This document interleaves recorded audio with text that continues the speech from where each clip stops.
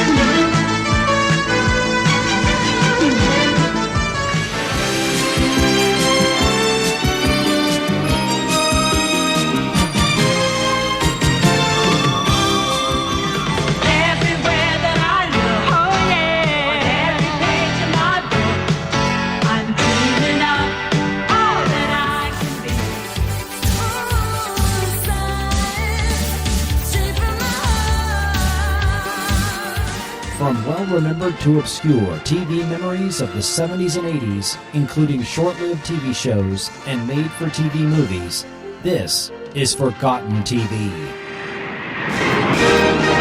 Welcome to Forgotten TV. I am your host, Chris Cooling. This is the NBC Television Network. NBC, let's all be there. And now, the countdown is over. Last week in the final battle, the world rejoiced. Mankind had just claimed victory in its war with the visitors. We've lost. Diana, it's over. Earth had one secret weapon, the red dust, discovered by Mike Donovan and Juliette Parrish. When not protected by antidote, the toxin proved fatal to aliens, but harmless to other life forms. Once scattered into the atmosphere, it drove the visitors into retreat, but drove the alien leader, Diana, to nuclear revenge.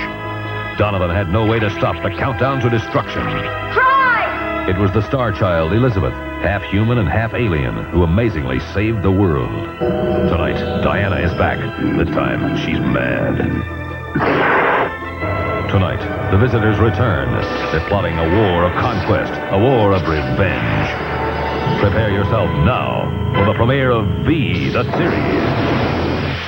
Yes, immediately following the success of V, the Final Battle in early May, NBC decided they wanted a weekly series for the fall of 1984.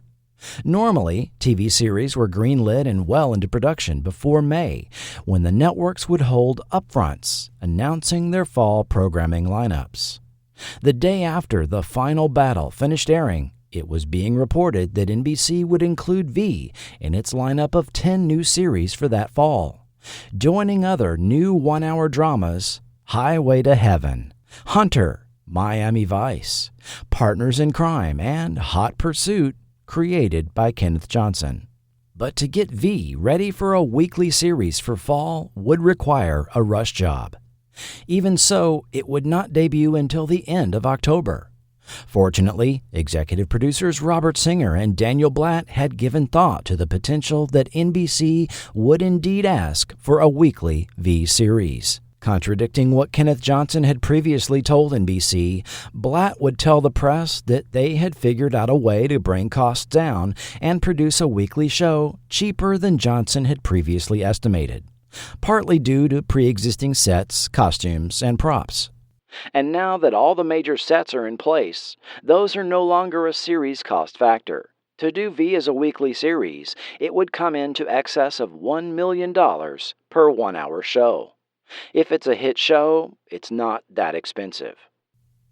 The weekly series went into production in July with a reported budget of over $1 million per episode, making V the series, say it with me now, one of the most expensive TV series ever. However, while the original V was thoughtful allegory, NBC planned the series for Friday night competition against ABC sitcoms and the Dukes of Hazzard. With the network wanting something more resembling popcorn entertainment and the early time slot, meaning things couldn't get too serious. Philosophical storytelling was replaced with sci-fi shootouts and spaceship chases, or even car chases, as we'll see. Robert Singer and Daniel Blatt from The Final Battle were still running things, with Singer promising at least one shocker per episode. However, our emphasis will be on the characters' intriguing personal stories, and we'll be introducing several new key cast members. Then let's dig in to V, the series, in the original intended viewing order. V, The Final Battle was rerun by NBC Sunday, October 14th, Monday, October 15th, and Friday, October 19th, 1984. I recall watching the final installment that Friday night, as we had cable TV installed earlier that day, and for the first time in better part of a year, had a television and reliable TV reception. That Friday night, my mind was blown when NBC announced V, the series, for the following Friday, October 26th, 1984. The visitors are coming back, and nothing can stop them. Friday, October 26th, V, the series.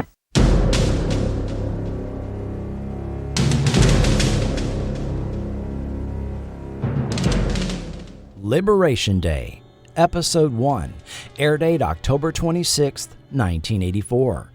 Picking up immediately where V, The Final Battle left off, Donovan takes a fighter in pursuit of the fleeing Diana. After a crash landing, Donovan evidently captures her. 1 year later, on Liberation Day, former Resistance members are being interviewed on TV.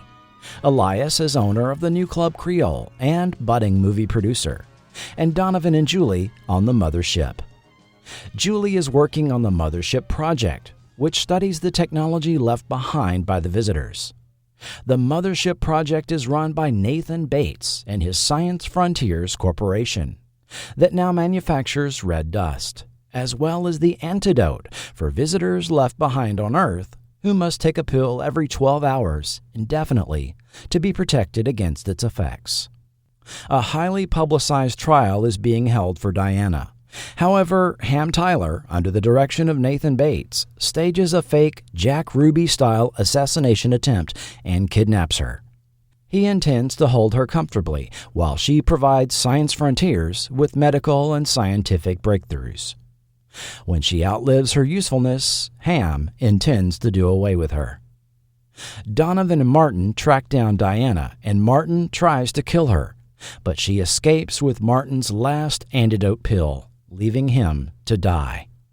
Donovan and Ham track her to a satellite antenna facility, where she intends to recall the fleet.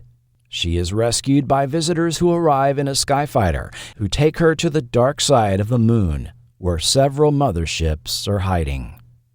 Meanwhile, young Elizabeth the Star Child, pursued by the media and manifesting new powers, hides in a cave and forms a cocoon to mutate. But into what? V returned to NBC October 26, 1984, with a new theme by Dennis McCarthy and a few new cast members in the credits, including Jennifer Cook as a young adult Elizabeth, June Chadwick as Lydia, Lane Smith as Nathan Bates, Jeff Yeager as Kyle Bates.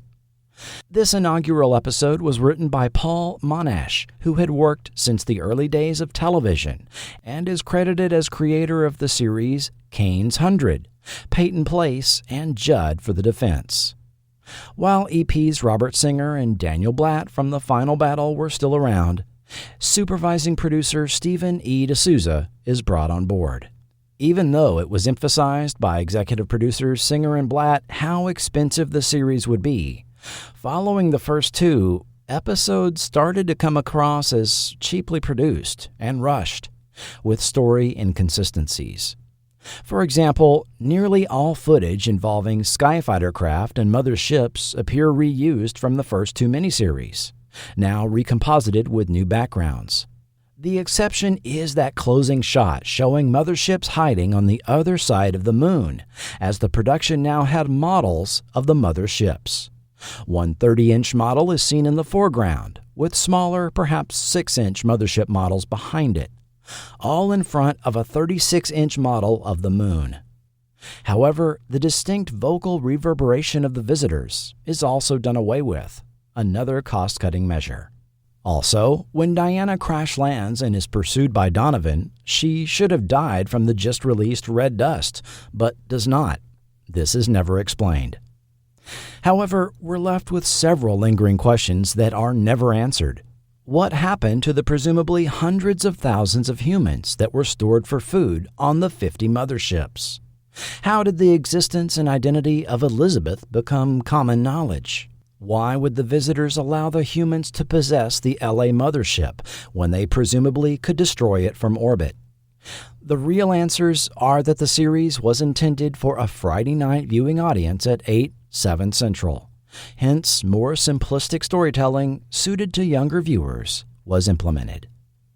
Dreadnought, Episode 2, air date November 2nd, 1984. Donovan and Ham Tyler contemplate why Diana survived even after Martin's antidote pill wore off, while Ham conceals the fact that he had staged her assassination. Meanwhile, Diana takes command of the mothership fleet behind Earth's moon while dealing with Lydia, newly arrived fleet security officer from the homeworld. Elizabeth emerges from her cocoon as a young woman, as Diana sends shock troopers to capture her. When they are killed by red dust, albeit delayed, both Julie and Diana realize in warmer climates the effectiveness of the original dispersal is beginning to decline. While Diana has multiple cities attacked, Nathan Bates threatens to detonate Science Frontiers headquarters, which would release a new supply of red dust, unless she agrees to leave Los Angeles untouched. Under Bates, a provisional government is set up, and LA becomes a neutral city, where neither side can bear arms. In addition, Diana's mothership is to be returned to her. Of course, Diana intends to double-cross humanity and deploy the Triax superweapon to wipe LA off the map with one laser blast. The Resistance storms the grounded mothership. Elizabeth uses her powers to jumpstart it, and a mortally wounded Robert Maxwell chooses to pilot it into the Triax, saving Los Angeles. Neither Diana nor Lydia report their failure back to the leader. However, Nathan Bates reveals further research indicates the red dust is not harmless to humans after all. If more were to be released, it would begin to kill humans.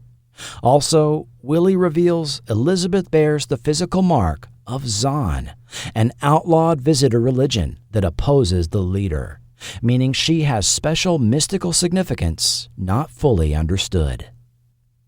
Episode written by supervising producer Steven D'Souza.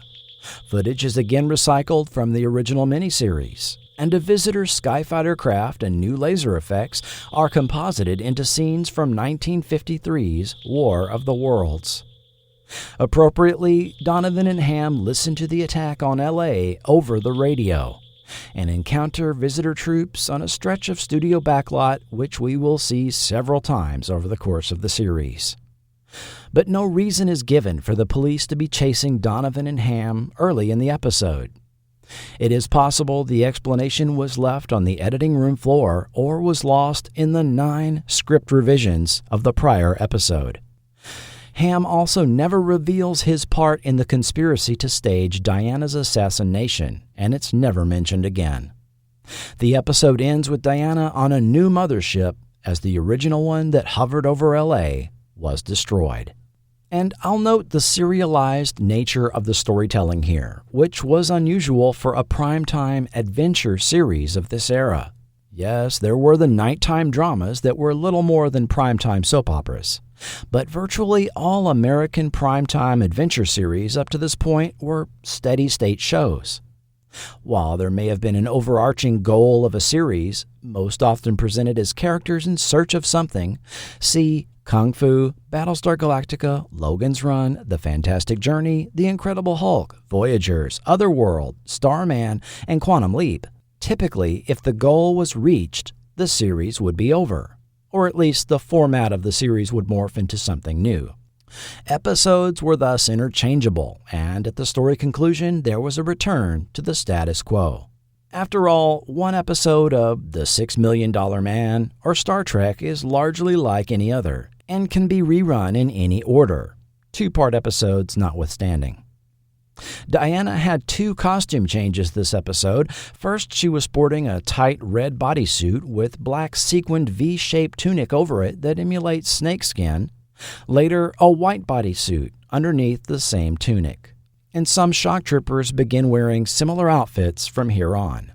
The Triax superweapon was designed and built by Dale Fay of David Stipes Productions, who were regularly used throughout the series.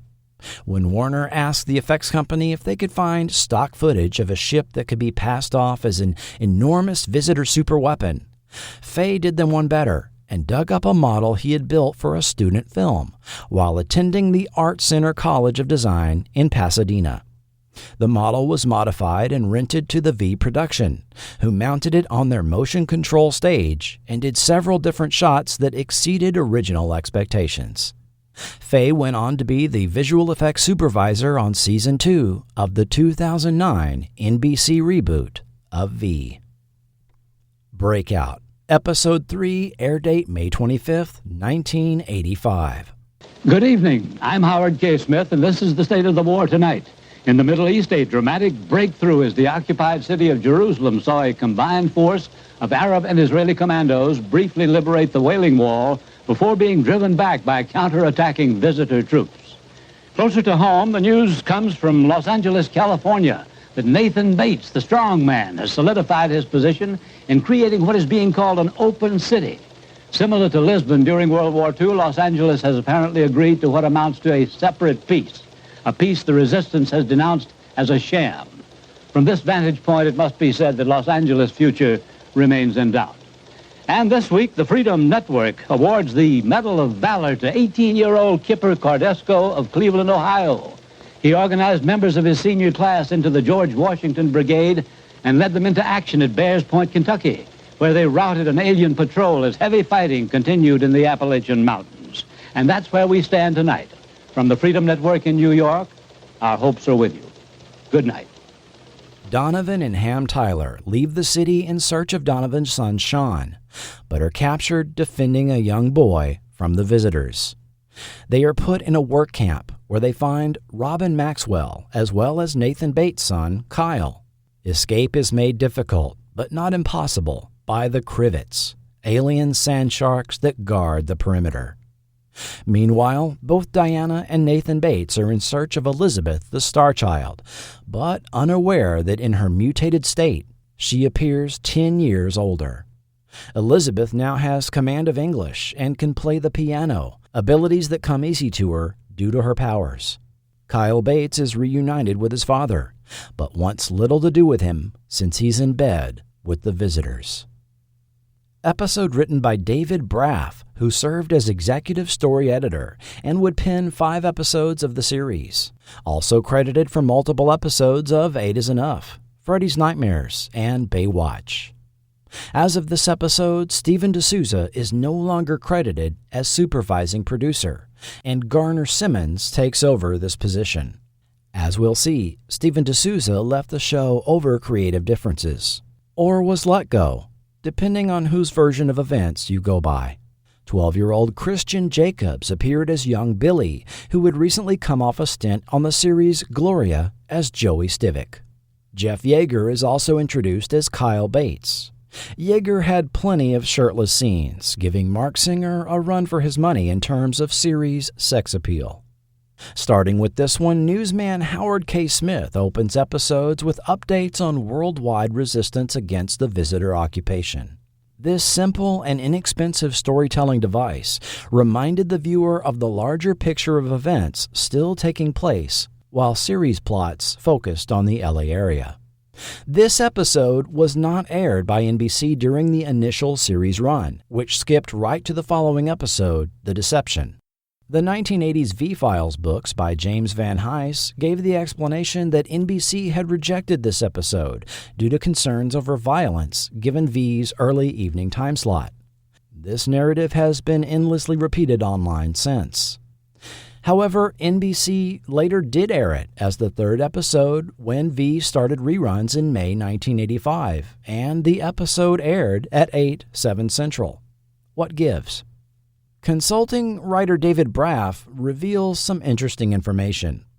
According to Braff, the script for Breakout was enthusiastically received by Warner Brothers and NBC. Brandon Tartikoff even told him how much he liked his script. In fact, this episode was first in line for filming. So, what happened? As Braff told Forgotten TV, there were significant production problems. The director was unprepared, alienated the crew, couldn't keep up with the shooting schedule, and came in with a cut that was disappointing, to say the least. It was so bad, in their view, that NBC decided to hold it for later in the season. That decision set the tone for the rest of the season. Breakout was included as Episode 3 in reruns and on home video releases. But when viewed, it presents continuity errors that are inconsistent with the following episodes. Two highly noticeable inconsistencies are Ham and Kyle meeting twice and Robin rejoining the Resistance group twice. Also, Elizabeth's Mark of Zon is now shown as an infinity tattoo on her hand, and not raised nodules of skin, as seen in the prior episode. The Deception, Episode 4, air date November 9th, 1984. Robin, having fled a visitor security highway checkpoint at the end of Episode 2, is picked up by Kyle, who happens by on a motorbike. Giving Robin a lift through the desert, a dying jet pilot who had ejected his aircraft gives him a pouch to deliver to Club Creole, introducing him to the Resistance and Elizabeth, now a beautiful young woman with an apparent age of 18 that is clearly attracted to him.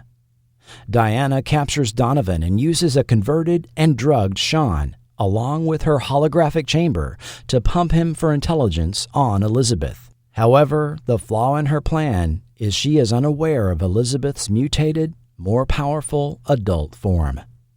Episode written by Garner Simmons, now the supervising producer. Sean is now played by 14-year-old Nikki Katt, replacing Eric Johnston.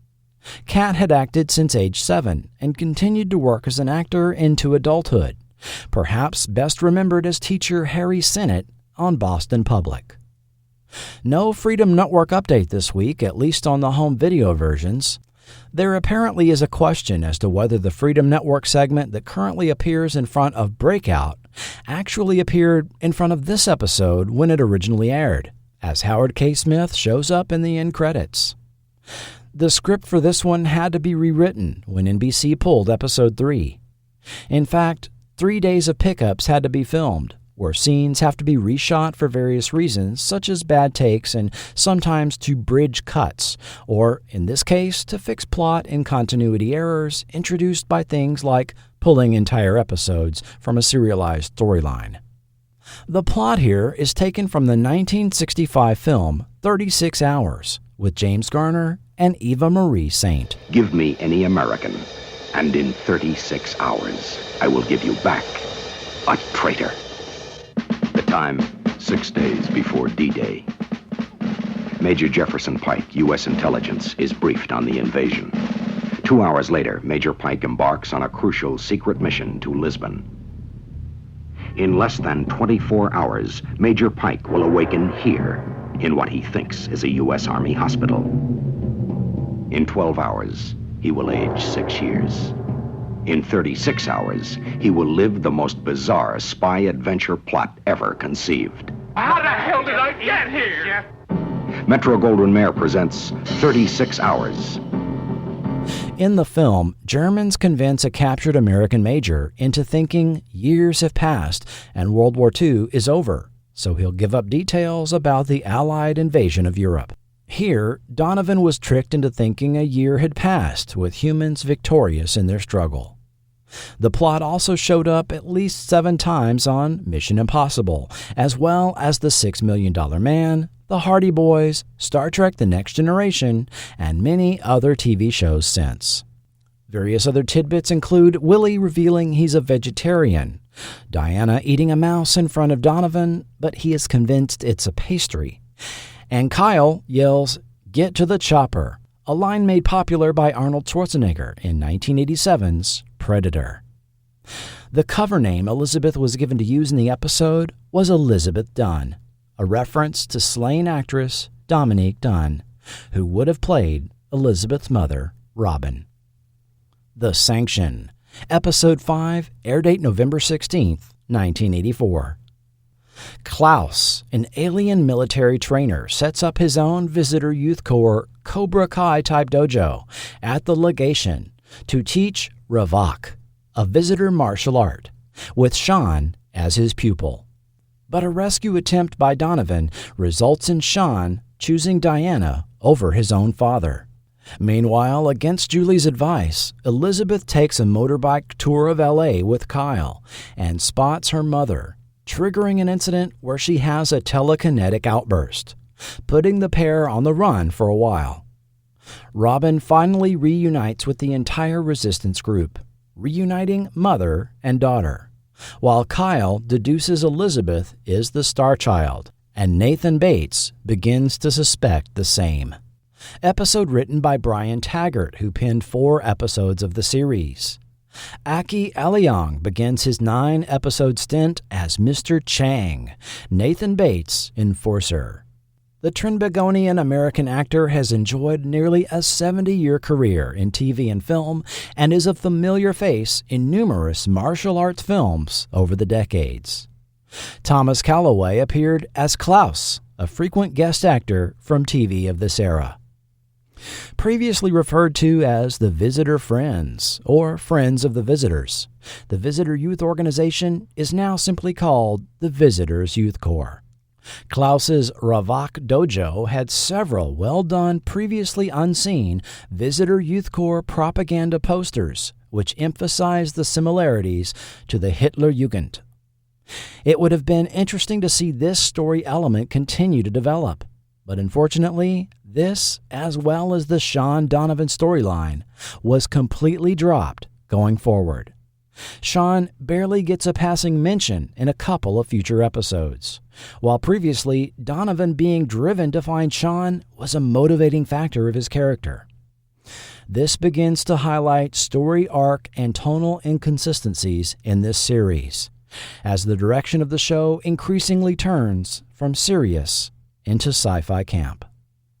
As Daniel Blatt promised in the press, we do have more mouse eating, and the opening scene of this episode seems to evoke From Russia with Love, where an assassin garrots an agent with a James Bond mask. In the opening scene here, Monica Maynor, Jane Badler's stand-in, had to wear 2 masks, a full lizard head mask over which a Diana face mask and wig was fitted and touched up. This combination made it very difficult to see, hear, or even breathe properly. Most actors could only tolerate this particular mask arrangement for about 20 minutes before it had to be removed. Visitor's Choice, Episode 6, air date November 23, 1984. Resistance Intel speaks of an encapsulator that the visitors are about to roll out, promising to triple the speed of packaging humans for food. Resistance activities irritate Diana, who has Nathan Bates implement a 9 p.m. curfew and a death penalty for possessing weapons in the city. Donovan and Julie travel outside the city to Playa del Mar, where a visitor retreat of war criminals is held to debut the encapsulator. Crashing the party, they free the captured humans, including a young woman who is reunited with her brothers. And Kyle's activities with the Resistance continues to be a thorn in his father's side. Episode written by David Braff. Robert Ellenstein appears as Visitor General Maxwell Larson. He notably played the Federation President in Star Trek IV. And in a bit of stunt casting, B-movie queen Sybil Danning guest starred as Mary Kruger, the Dark Angel of Dallas. When Danning first appears on screen, she is in a swimsuit-like tiger-striped one-piece with belt, knee-high black stiletto boots, black leather bracelets, and neck choker. I get the feeling Danning may have provided her own wardrobe here. She held on to it for decades until it was finally auctioned to UK fan Andy Daimlo in 2014. Sharp-eyed viewers will note the muscle man Kruger uses to demonstrate the encapsulator steps out of it before the camera fully pans away from him. Just what the encapsulator actually does is not detailed, but it is apparently painful and likely irreversible, and would replace the previous process of storing humans in the suspended form we previously saw. Behind-the-scenes images posted on Sybil Danning's website shows an apparently encapsulated human where a partially transparent membrane is tightly wrapped around an unfortunate victim. This was not shown in the final edit of the episode, possibly due to the unsatisfactory nature of the effect. I could also see the NBC BS department nixing it as simply too much for an 8/7 Central Friday night show. Fortunately, the prototype was destroyed along with its creator, but here we begin to see the decline into sci-fi camp I just mentioned. One running gag from here on out is, what will the visitors eat this week? Here it's ants as sweet and sour snacks. After all, we know we're not going to see them eat a person on network television, even as the visitor dignitaries sat down to an actual dinner table with china settings to do so. Various tidbits. The episode provides the only instances of visitors given first and last names: Mary Kruger and Maxwell Larson. Forgotten TV fan Jerry Seward wonders if these characters had last names due to being on Earth undercover prior to the first public appearance of the motherships. We learn that there is a Radio Free America that broadcasts pro-resistance messaging and entertainment, and that Donovan and Julie's codenames are Romeo and Juliet. Nathan Bates has become a de facto dictator, able to unilaterally enact laws and have people tortured and killed. We see the first use of the visitor's laser jeep, a white utility jeep with mounted laser cannon behind the roll bar. This was one of the proposed toys from LJN that was never produced. Diana again appears in the tight white pantsuit and has the largest glittery hairdo yet seen. The Overlord, Episode 7, air date November 30th, 1984. Above the frost line where the red dust is active, a biker gang holds a town hostage, providing slave labor mining cobalt for the visitors' laser weapons. When one woman escapes, she asks for help from Elias and the Resistance. But is it a setup? Meanwhile, Nathan Bates is becoming suspicious that Julie is still helping the Resistance, but is so far unable to prove it. Elizabeth finally confesses her love for Kyle, and Julie has had it with a whiny Robin. On the mothership, Diana continues to deal with the devotees of the Zon religion, who operate in secret. Diana also takes special interest in young Ensign Daniel, tasked with investigating the Zon worshippers. Episode written by David Abramowitz, who penned 4 episodes and served as a story editor on the series. There's more mouse and tarantula eating, and we learn more about the Zon religion. They have a Bible called the Book of Zon, and Amon, High Priest of Zon, appears as a hologram to adherents via a communication device. Diana feeds a Zon worshipper to a crivet, the appearance of which is different to the one that appeared in Breakout, and what was previously logically assumed is now confirmed via dialogue that the visitors have a faster-than-light communication method called hyperlight. In this episode, when face masks are ripped, the lizard makeup stands out as exceptional and as good as anything seen in either miniseries, the work of Alan Fama and Marvin Westmore, who worked under Werner Kepler and Leo Lotito Jr. on The Final Battle. We also begin to see the by now noticeable repeated use of the same Warner backlot areas, especially the Midwest Street and Town Square, this time used as a stand-in for the town of Rollinsville. This section was heavily used for numerous productions, including The Dukes of Hazzard, V's competition over on CBS. Following this episode, as the production was filming episode 12, NBC renewed the series for the back end of the season, ordering an additional 6 episodes. The Dissident, Episode 8, air date December 14, 1984. Diana tests a force field at a key LA entry point, which vaporizes a Resistance supply truck. To fully deploy it around the city, she needs to install a power relay on the surface. Nathan Bates lets her install it at Science Frontiers in exchange for control over who goes in and out of the city. Donovan and Ham sneak on board the mothership to kidnap elderly visitor Jacob, blind pacifist, follower of Zahn, and architect of the force field, because Diana needs him to keep the force field working. Predictably, he sacrifices himself to destroy the force field, while Diana, tired of the tattling Lydia, has her shuttle destroyed, presumably with her aboard. Meanwhile, the Kyle-Elizabeth romance becomes a weird love triangle when Robin makes known her feelings for Kyle to her daughter, who runs and tells him. Awkward. Episode written by Paul F. Edwards, credited with 2 episodes as well as executive story consultant. Edwards is also known for his work on Gunsmoke and Wizards and Warriors. John McLiam appeared as Jacob. McLiam was a working actor with over 200 appearances on TV over his 40-year career until his death in 1994 at age 76. The production evidently no longer had the conversion chamber set from the final battle, so we get a cheap version in a chair here. We got more recycled fighter-craft footage.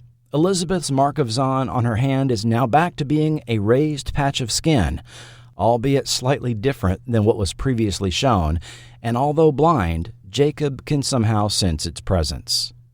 However, we don't have to worry about any more inconsistencies with this because in yet another instance of a storyline being completely dropped, this is the last mention of Elizabeth's mark of Zahn or the Zahn religion. Diana's claim of 500,000 possible combinations for a 4-character alphabetical code is correct.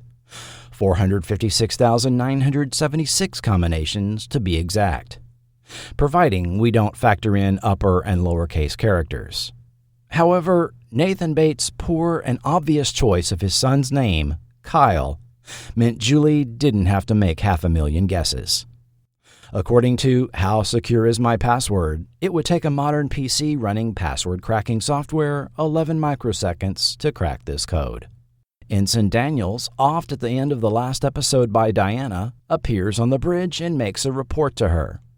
Oops.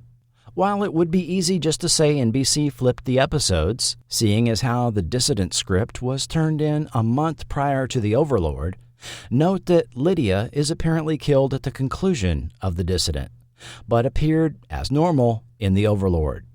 No, instead of blaming it on NBC air dates, this discrepancy can likely be chalked up to the difficulties of keeping story continuity straight in a weekly series where episodes are sometimes shot out of order. This likely led to what began appearing on script cover pages as of the next episode. Reflections in Terror, Episode 9, air date December 21st, 1984. A visitor spy sneaks a blood sample of Elizabeth to Diana, who uses it to clone her as part of a scheme to develop a red dust antitoxin. As often happens with clones, this one is unstable and escapes, and Diana sends a tracker after her. With the help of a priest, Donovan and Ham are smuggling orphans from the occupied areas into the city where they'll be safe. This draws attention from Nathan Bates, who sets his sight on Club Creole, and Julie's cover is finally blown, along with Club Creole, literally, as Donovan destroys the club with Bates's men inside. The Robin, Kyle, Elizabeth love triangle comes to a head, and a little orphan girl rekindles the Christmas spirit in Ham Tyler, as all celebrate in the secret underground level underneath the blown-up club. Episode written by Chris Mannheim, known for 8 is Enough, Murder, She Wrote, and Xena, Warrior Princess. This is Mannheim's only credited episode of V.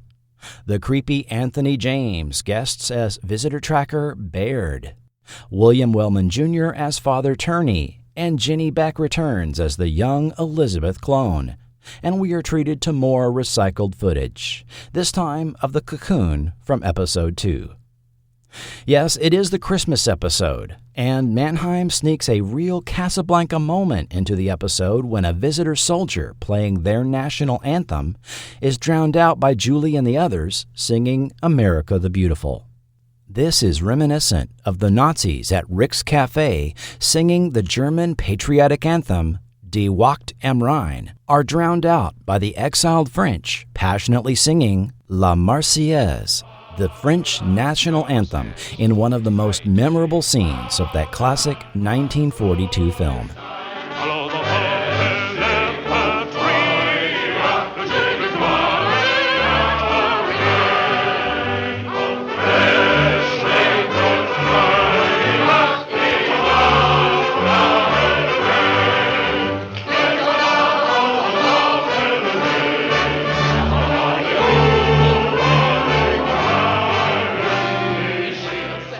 This is especially apropos considering Stephen D'Souza's original concept for the series, which we'll discuss later. We learn that Ham Tyler once had a wife and child in Vietnam, which ended in tragedy. This backstory will be continued in the next episode. A line was changed in post-production to something less sexually suggestive. When Kyle is showering, the Elizabeth clone walks in the bathroom. The script has him say, "Come on in, the water's fine," which matches his lip movements in the scene. Said with a big smile on his face, I might add. Yes, even though people can be machine-gunned and necks can be snapped, NBC's standards and practices must have thought this comment too risque for 8/7 Central, and the line was changed to, "Hold on, I'll be out in a minute." Also, the original title of the episode was A Reflection in Terror. With this episode, a new directive started appearing on script cover pages, which stated, "Due to the serialized elements of V, it is imperative that dialogue not be changed without consulting the supervising or executive producers." The Conversion, Episode 10, air date January 4th, 1985. Ham and Kyle go on an unauthorized mission and are captured. Charles, charismatic special envoy of the leader, arrives, bringing with him Lydia, thought to have been killed in Episode 8. Diana leaks information, allowing Lydia to be captured by the Resistance, while Charles uses a new conversion process on Ham. Staging a prisoner exchange through Nathan Bates, Charles intends to have the converted Ham kill Donovan. This is sensed by Elizabeth, who uses her powers to derail the plan, resulting in Nathan being shot instead. Episode written by Brian Taggart. Duncan Regeer begins his recurring role as Charles. The Canadian actor was not well known to viewers at the time, but had roles on Wizards and Warriors and The Last Days of Pompeii prior to V. He might be best known to this audience for his portrayal of Count Dracula in 1987's The Monster Squad. In this first episode of 1985, during Ham's conversion, Charles uses knowledge of Ham's missing Vietnamese wife and daughter as part of the conversion process. In a scene that's about as serious as it gets, the conversion fantasy depicts Donovan running the conveyor belt with his wife and daughter in pods to be stored away as food. However, jokey elements begin to creep in with this one as well, such as Willie in a mouse costume, giving away free live rodents as part of a diversion, and visitors without human masks sunning themselves under heat lamps in the mothership gym. The full-head lizard masks are also starting to be less than convincing at this halfway point of the season, and the arrival of Charles will progress the series into full Dynasty mode with the goings-on aboard the mothership. Thinking about a new car? And check out 1985's Car of the Year. This year, Kit has more amazing features and more incredible powers than ever. And September 30th, you can see them all. I can't wait. If you can't wait, call 1-900-210-KITT and find out more. Michael? Easy, buddy. The Hero, Episode 11, air date January 11th, 1985. While Nathan Bates is in a coma, visitor covert operative Lieutenant James stages a false flag attack against science frontiers, blaming the resistance. This is used as a pretext to declare martial law in L.A., as Diana and Charles puts Bates' assistant Mr. Chang in charge. At a print shop friendly to the resistance, Robin and others are taken prisoner, and Mr. Chang threatens to begin executing them on television until Donovan, Ham, and Julie surrender themselves. But while reconning the situation with Willie, Elias Taylor is vaporized by a visitor disintegrator, which is witnessed by both Willie and Robin. When the resistance shows up to even the score, it's Donovan versus Charles in a knockdown, drag-out fight. But Robin's new friend John is hiding a secret. Episode written by Carlton Eastlake. This is his first writing credit, later working on The Equalizer, Booker, and Sequest DSV. Judson Scott joins the cast as new player Lieutenant James. Scott had played Bennu on The Phoenix and was Khan's right-hand man, Joaquin, on Star Trek II. Bruce Davison begins a stint on the show as John Langley, love interest for Robin. A relatively little-known character actor at the time, Davison did come to the attention of moviegoers as social misfit Willard, friend only to a colony of rats in that 1971 film. He later became known for his roles on Hunter, Harry and the Hendersons, The Practice, Kingdom Hospital, and several feature films. Robert Hooks guest stars, known for his roles on the 60s series NYPD and on Star Trek III the prior year. Here, he is directed by his son, Kevin Hooks, who was used to direct 3 episodes of V. The younger Hooks has regularly directed television since and has helmed some 175 hours of television, in addition to the feature film Passenger 57. The big event here was the death of Elias, a character that had been around since the beginning of the V saga. As we'll see, this was only the beginning of the mid-season shakeup. An interesting reveal in this episode was that Robin's DNA was particularly susceptible to recombination, a rare trait among humans, which is why Diana was able to crossbreed her with Brian. This indicates natural human and visitor reproduction is not something that just happens, but some type of technological intervention is required. Odd to bring up this revelation this far into the series, but as we'll see next episode, there will be a reason for it. On a lighter note, Lydia eats an obvious gummy worm in this episode. However, it was indeed in a jar full of real worms. June Chadwick had the worm handler wash the worms repeatedly before sticking her hand in it and chowing down on the candy worm that just had the real worms wriggling on it. What a trooper. A personal note, we are firmly now into the second half of the series, and from here on out, into episodes I previously have never seen until now. The morning after this episode aired, a record 13.5 inches of snow fell in the San Antonio area. And in the middle of all that, I was driven across town to apply for a job at the new movie theater in town, meaning I would now be working Friday nights and not home watching V. The Betrayal, Episode 12, air date January 18th, 1985. When Willie is shot meeting a fifth columnist, Julie sends Donovan and Ham to kidnap a visitor doctor to help him. By chance, they happen to grab a fifth columnist doctor named Howie, who does his best, but when Willie dies, Elizabeth miraculously resurrects him. With Nathan Bates still in a coma, Charles continues using his deepfake video generator to secretly run L.A. and stockpile laser cannons in the open city, while convincing Mr. Chang that Bates needs to be killed. Kyle tries to save his father, who is killed in the process. Kyle and Chang then fight, resulting in Mr. Chang's death. Continuing her genetic experiments to defeat the Red Dust, Diana is again looking to impregnate Robin Maxwell, this time using John, who is revealed to be an undercover visitor. However, on a mission to blow up the laser cannon depot, John reveals himself and is killed by Howie, who manages to maintain his cover. The incident with John was Robin's last straw, and she decides to leave L.A. for a new start in Chicago, escorted there by Ham and Chris. Episode written by Mark Rosner. This is Rosner's only V episode, and his most well-known credit is 1996's The Rock.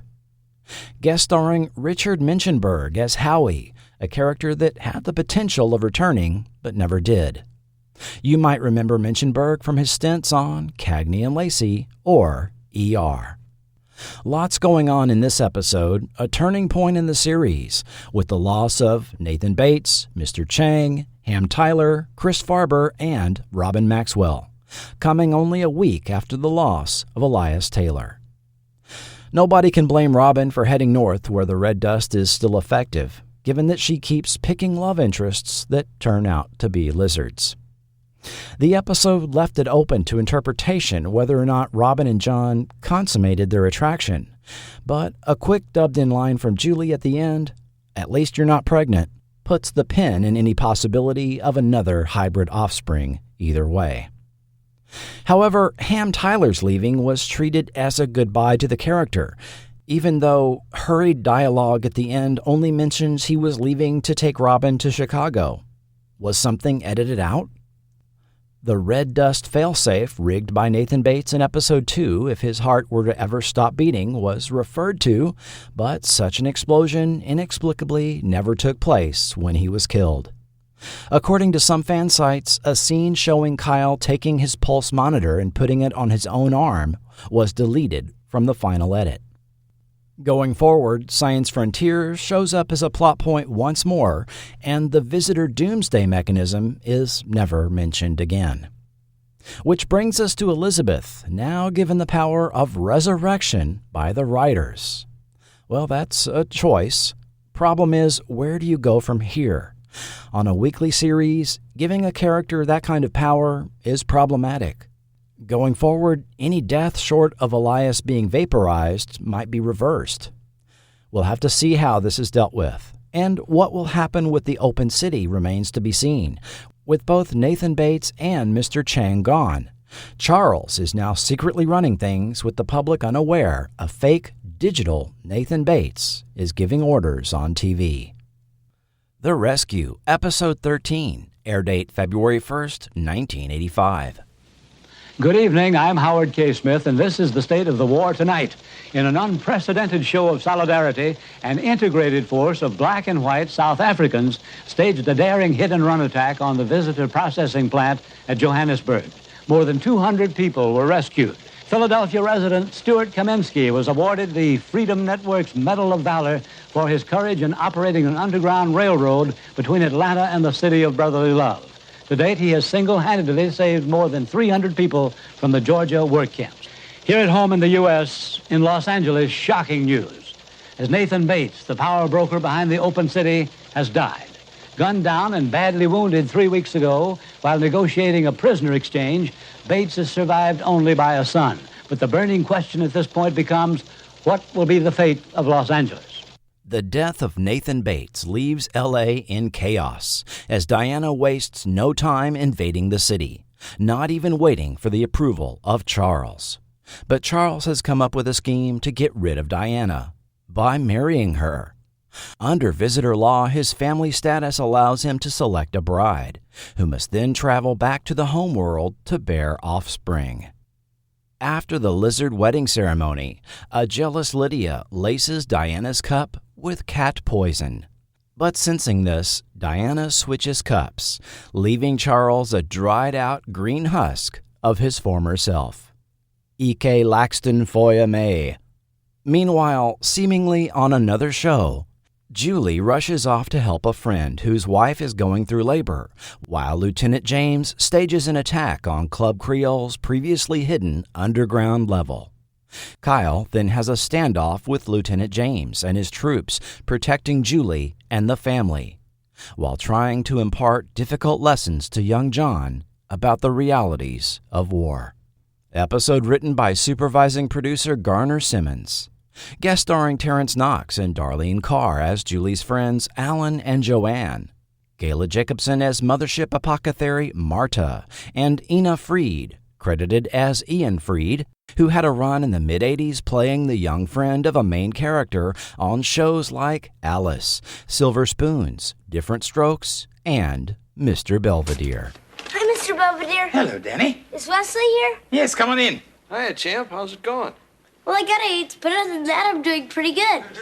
In watching this episode, I have the same response as did Krusty the Clown upon seeing the Eastern European cartoon, Worker and Parasite. What the hell was that? The Resistance story was decent, but with the visitors, we not only enter full-on preposterous dynasty mode with the backstabbing goings-on of their power structure on board the mothership, but they have become nothing but a joke and source of endless puns and visual gags. The lizard buffet at the wedding, cat poison complete with cartoon cat label with the no symbol, musk of rat perfume, even the entire wedding between Charles and Diana being itself a jokey reference to the real-life UK royals married in 1981. Garner Simmons, who had kept the series going until the mid-season pickup, was rewarded with being told he would be replaced with Manimal's Donald Boyle as showrunner. In response, he seemed to make the mothership storyline as preposterous as possible, and even snuck in a "kiss my ass" during the wedding ceremony in the visitor language as a jab to the network.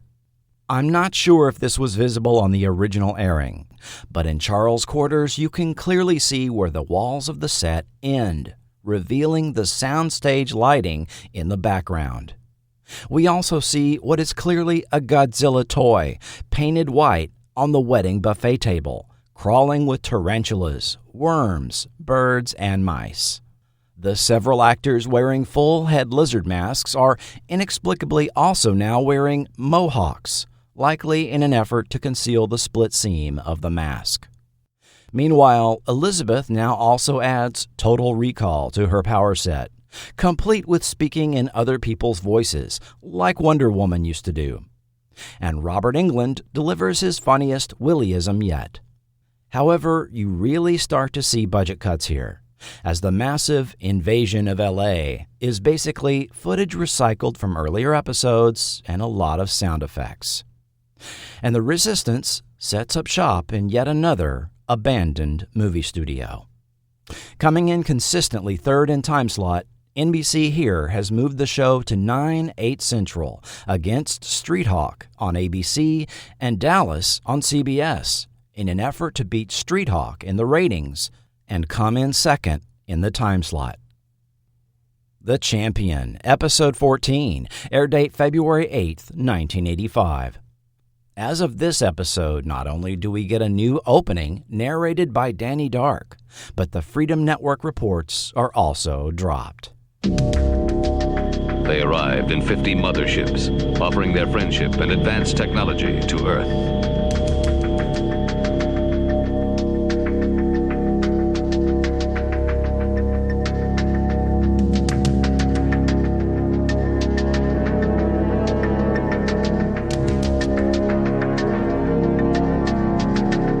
Skeptical of the visitors, Mike Donovan and Juliet Parrish infiltrated their ranks and soon discovered some startling secrets.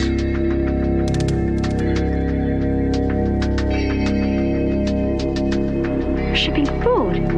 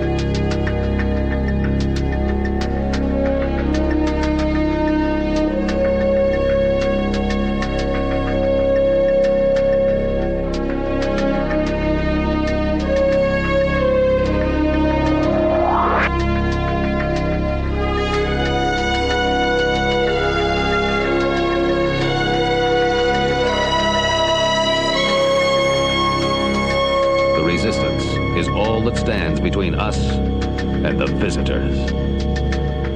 Donovan and Kyle are running drugs to the Tucson resistance, but are pulled over by some highway robbers in the form of local law enforcement, who collaborate with the visitors.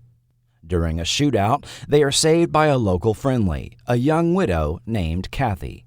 Donovan hangs around long enough to help her and her daughter Jessie establish a local resistance to fight the visitors and the corrupt local law.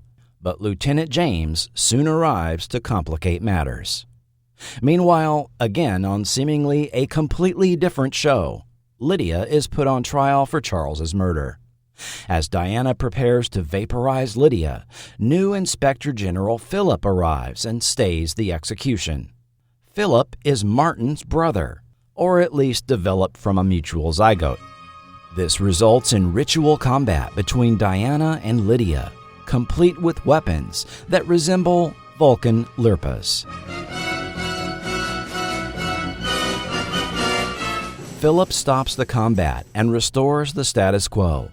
Diana must once again report to Lydia, who reports to Philip, promising 6 more weeks of bitchiness on the mothership. Malak Khan Pambi. Episode written by Paul F. Edwards, guest starring Deborah Wakeham as Kathy, Sherry Stoner as Jessie. She played Willie Olson's young wife on the last season of Little House, and Hugh Gillen, who seemed to make a career out of playing rural sheriffs in the 1980s. Lots to discuss here, as we effectively have a new version of the show, courtesy of the dreaded network retooling. A new, more serious opening narrated by Danny Dark recaps a simplified version of the original story, extending the intro from 90 seconds to an incredible 2 full minutes long. Don Boyle is added to the supervising producer credit, as Garner Simmons stuck out the episode to show his replacement the ropes, which I'm sure he loved. Our now greatly reduced list of characters are down to Diana, Lydia, Elizabeth, Willie, Julie, Donovan, and Kyle. And 3 new names show up with the odd credit of science fiction consultants: Michael Chase Walker, Jeffrey B. Walker, and Thomas Scorsia. Stay tuned for the next segment to find out just who these people were. As far as the Resistance storyline, this plotline was suspiciously like Battlestar Galactica's The Lost Warrior, which itself was an adaptation of the classic Western Shane. Julie wears a neck brace, and a reference is made implying a recent injury, but no further explanation for this is given. Either Faye Grant had a real-life injury, or this was a remnant of a deleted plot point. On the mothership side, to oversee the silliness of the fallout over the murder of Charles, Frank Ashmore returns as the identical twin of the deceased Martin. While it's welcome to see Ashmore again, the tired soap opera trope of an actor returning as a previously unknown identical twin is not. Here, since it's established that the visitors can assume any human appearance with their synthetic masks, Diana, recognizing Philip and even commenting on how similar he looks to Martin, makes this doubly absurd. The Wildcats, Episode 15, air date February 15th, 1985. Julie Parrish is running a makeshift resistance hospital outside the city, fighting an epidemic of diphtheria. With Donovan busy on a mission, Kyle and Willie go find the Wildcats, a group of young people living in the hills, for help in raiding a visitor medical depot. But when they find out the medicine is fake, it means one of the Wildcats is a visitor spy. One of the Wildcats also develops feelings for Willie, unaware he is a visitor. Meanwhile, on the mothership, in the next twist of the investigation of Charles' death, Philip cites galactic law. A Supreme Commander's murderer is to be buried at space with him, and if none is found, all suspects will accompany the commander on his final journey. Philip's investigation leads him to Marta, ship pharmacist who provided the cat poison to Lydia. Diana and Lydia reluctantly team up to frame Marta to exonerate themselves, and Marta is launched into space alongside the dried-out husk of Charles. Mogla Blimar Segul, Episode written by David Braff. British actor Peter Elbling is brought on for his 3-episode stint as Visitor Oswald. At the last minute before filming his first scene, director John Floria told him to do it gay, right before shouting, "Action." With no preparation, Elbling delivered an annoyingly stereotypical, lispy, effeminate performance. Are you sure you want her to go out alive? Not only alive, but conscious. I don't want her in a Procorp haze. Yes, but I've never prepared a funeral service for anyone who was still breathing. Well, then this will be a memorable first. Yes, but you see... No buts, Oswald. If she stops breathing, so do you. This type of performance is a throwback to the Hays Code era of Hollywood. Since outright depictions of homosexual characters were forbidden by the code, characters began to be coded as gay, with the use of effeminate movements and facial expressions and manners of speaking. Think Peter Lorre in The Maltese Falcon. David Braff's title might be a callback to 1974's Prey for the Wildcats, a TV movie which has now become a cult classic, primarily due to the performance of Andy Griffith playing against type. He just bought himself a long walk home. The use of an epidemic as a plot point is interesting, as disease typically follows war. Diphtheria is a bacterial infection with a lethality rate that can approach 10 to 20%. Symptoms can range from sore throat, fever, and a barking cough to organ damage and open skin lesions. Fortunately, young children in most countries are vaccinated against diphtheria as part of the DTaP vaccine, and adults might receive a booster as part of a tetanus shot. When Donovan arrives via airplane with the medicine, we again hear the balloon theme from V-Day in the Dennis McCarthy episode scoring. Even after repeat viewings, I found no reason in the narrative that Donovan needed to ditch his plane and skydive with the medicine.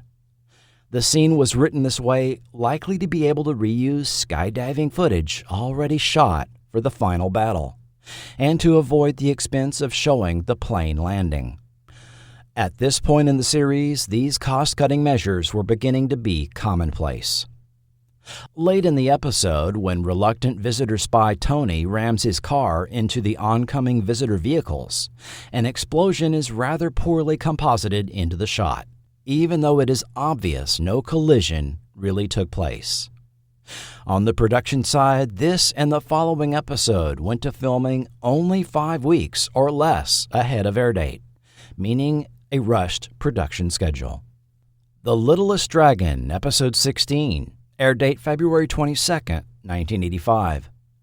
Diana's latest trap to kill Donovan and the others is foiled by fifth columnist Robert, working on the mothership bridge. Fleeing with his pregnant wife Glinda, Robert runs to the Resistance and is tracked by Philip. Diana sends combat expert Angela along with him, who has a history with Philip, but this is part of a scheme to rid herself of both Philip and Lydia. With the freedom fighters cornered and Kyle injured, Philip, who has believed all along that Donovan killed his brother Martin, must be convinced of the truth. Meanwhile, the arrival of a new life brings hope to a discouraged Willie. Episode written by David Abramowitz. Guest starring Brett Cullen and Wendy Fulton as Robert and Glinda, and Leslie Beavis as Angela. You may remember her turns on Dallas, The Young and the Restless, or as Commanderette Zircon in 1987's Spaceballs. Oh, yes, sir. Snotty beamed me twice last night. It was wonderful.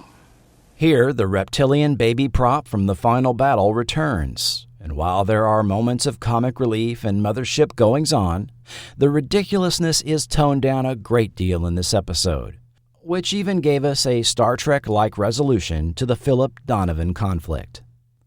But this finally coherent story, after 3 weeks of absurdity, was too little, too late for the flailing series. The week after this episode, NBC ran the Paul Krasny TV movie Time Bomb instead of V, spurring rumors of cancellation. V's season-to-date ranking was revealed to be 62 out of 81 shows on the air. Conflicting news stories began running regarding the fate of the series. Some newspapers were reporting it had indeed been canceled, while officially, ABC asked the public to pay no attention to those reporters in the corner, and that V was almost certain to air right through April, as the network was satisfied with its performance against Dallas, since its move to 9/8 Central, even though it had only beaten Street Hawk once in the ratings. However, where there is smoke, there is often fire, and it is likely the production had indeed received word of cancellation from NBC in between the air dates of episodes 16 and 17, based on the script date on the unfilmed episode 20. War of Illusions, episode 17, air date March 8, 1985. Diana is in bed with Lieutenant James as they pillow talk about a new weapon to use against the Resistance, the Battlesphere, which the leader will use to coordinate a massive blitzkrieg attack on the American Southwest. Philip, now a new uneasy ally, warns Donovan and the others, who will try to prepare. Meanwhile, the mothership's computers have been disrupted by Henry Atkins, a teenage hacker working at a corner bodega with his father. When Henry's father is taken prisoner, the team must free him, as well as stop the Blitz by breaking into Science Frontiers and using their uplink to the mothership to hack the Battlesphere. Episode written by John Simmons, who has very few credits on IMDb, for Night of Horror, Stephen King's World of Horror, and Poltergeist: The Legacy. Guest starring Conrad Janis and Josh Richmond. This was Richmond's first acting credit, and he still acts occasionally. Janis is likely best remembered for his role as Mindy's father on Mork and Mindy. Visitor Oswald returns, and Lydia implies that he conducts perverted sexual experiments on humans. And we also find that he selects male visitors to be Diana's consorts, as he presents 3 shirtless specimens for her inspection. Dialogue here between Oswald and Diana hinted at some falling out between her and Lieutenant James, but this was never shown. At the party to celebrate the Battlesphere, we see other previously unseen alien races. The Battlesphere prop itself is a novelty plasma ball. Often marketed at the time as light spheres, these were quite expensive at the time, sold for around $1,000. The first inexpensive consumer version I found was called the Eye of the Storm, introduced at the 1987 Consumer Electronics Show, and sold for $179 retail, about a $500 toy today. Dr. Atkins and his son use a Tandy TRS-80 Model 100 to hack into the mothership via RS-232 port from their corner store. I guess the mothership had telephone service. A 2-year-old model at the time, the Model 100, also seen on WizKids, is widely known as the first popular notebook computer. I'll also note my interpretations about whatever is going on with the computers in the plot are from a modern standpoint and not things that are actually stated in the episode. Yes, not only were V's concepts of gigantic motherships hovering over Earth's major cities, as well as the synchronized countdown later used as plot elements in 1996's Independence Day, here we also see a laptop computer used to hack into a mothership to disrupt their operations, the same thing done at the climax of that film. And like that film, it's best we don't think too hard about the Battlesphere plot device. Are we to really believe Skyfighter pilots couldn't fly in formation and fire on ground targets without some new special device installed on the mothership that linked all the way back to the homeworld nearly 9 light-years away? Pilots flew in V formation even during World War I without the use of computers. When the Skyfighter's flight patterns are disrupted by Henry's hacking, we are treated to nearly every previously shown shot of them crashing during the 2 miniseries. But at this late point in the series, the production was recycling even non-special effects scenes as cost-cutting measures. Early in the episode, Lieutenant James orders a shock trooper to inspect a van, which was originally seen in episode 13. In the final scene, when Diana fumes over yet another defeat, Lydia snarks, "Well, better luck next time." This was recycled from the then yet unseen episode 3, with Lydia even appearing in her old uniform with the puffy gold shoulders, a completely different look than the one she now wears. The interior set for the corner store is also the same one used for the print shop in episode 11. We also see Nathan Bates' old office redressed as a computer lab at Science Frontiers. The Secret Underground, Episode 18, air date March 15th, 1985. When a fifth columnist steals and hides the list of resistance leaders aboard the mothership, Philip arranges for Donovan and Julie to come aboard the ship to look for it.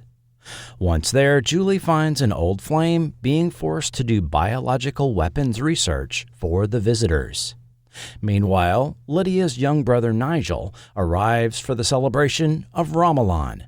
However, this has been arranged by Diana for him to be sacrificed for the holiday, forcing Lydia to ally with Philip to stop it. Episode written by David Braff and Collie Sibber. Sibber has very few credits, but include Gunsmoke, The Waltons, and How the West Was Won. Looking into the credits of Collie Sibber made me realize this was a pseudonym, as I found no modern records of any such person. However, there was a playwright and poet with that name that lived in early 18th century London, known for having written what is generally considered the first sentimental comedy. A suggestion by Clayton Barr that Sibber could be series executive story consultant Paul F. Edwards led me to cross-reference his credits, and I indeed found overseas writing credits of 3 How the West Was Won episodes carried Edwards' name, while the domestic version listed Collie Sibber.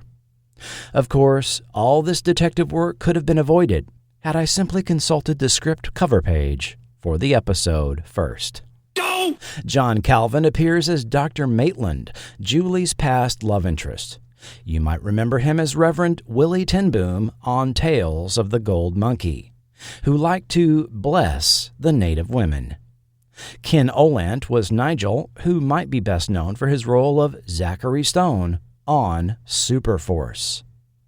The plot point of sneaking Donovan and Julie, the two most recognizable resistance leaders, aboard the gigantic mothership to search for a 3.5-inch floppy disk is preposterous. But it did give us a pretty funny scene where they unmask and reveal themselves to be visitors to Diana, supposedly wearing 2 masks. But by this point, all the masking and unmasking comes across as cartoonish and unbelievable, which is no surprise as Alan Fama and Marvin Westmore were no longer doing makeup for the series as of episode 15. We did get a mention in dialogue that Donovan and Julie are no longer a thing, and Oswald returns for his final appearance, this time with an off-screen assistant decorating the visitor rec room for the celebration of Ramalan. And it is clear the writers were leaning into Oswald's implied orientation. Are we awake up there? Yes, we're awake. Well, forward then, that way. All right, Oswald, all right. Well, up a little, and now forward. Hello? I hear you. Obviously, Oswald, you don't understand.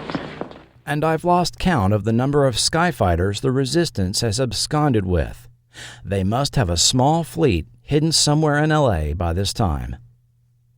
The Return, Episode 19, air date March 22nd, 1985. Lieutenant James and his troops have the Resistance on the run. Cornered and outgunned, with Elizabeth's powers mysteriously not working, all seems lost when the mothership broadcasts in an announcement the immediate end of all hostilities. Seemingly too good to be true, motherships around the world recall all personnel and leave the planet, while the LA mothership remains. To the ire of Diana, Philip announces he ordered the ceasefire under direct authority of the leader himself, who is traveling to Earth for a peace summit. Back at the Resistance hideout, the leader mentally reaches out across space and touches Elizabeth's mind and speaks through her.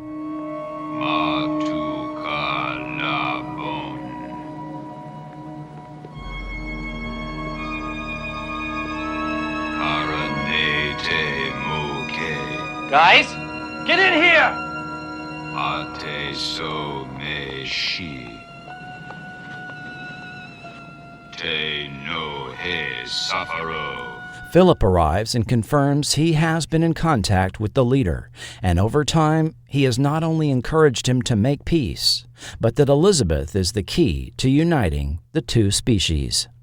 Elizabeth then speaks of cosmic concepts she says are beyond human understanding, and that the leader has called her to the mothership. On board, Donovan, Julie, and Kyle take a leisurely tour of the ship, while Willie reconnects with Thelma, his arranged bride he thought he'd never see again.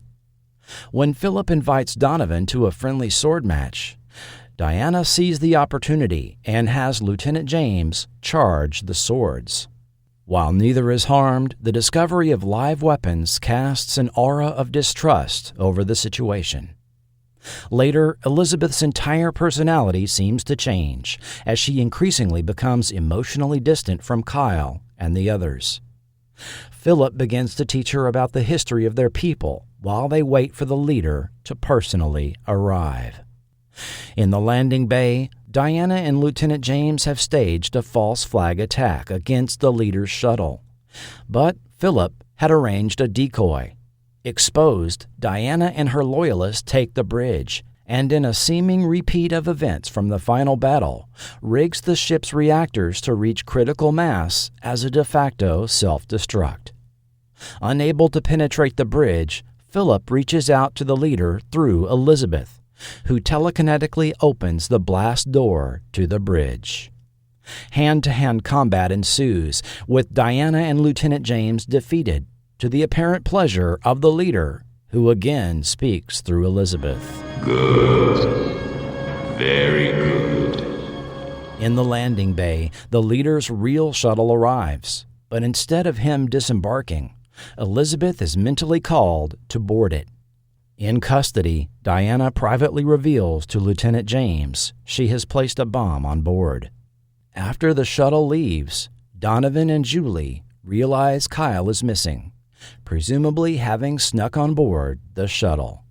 Episode written by David Abramowitz and Don Boyle, based on a story by David Braff and Paul F. Edwards using his Kali Sibber pseudonym.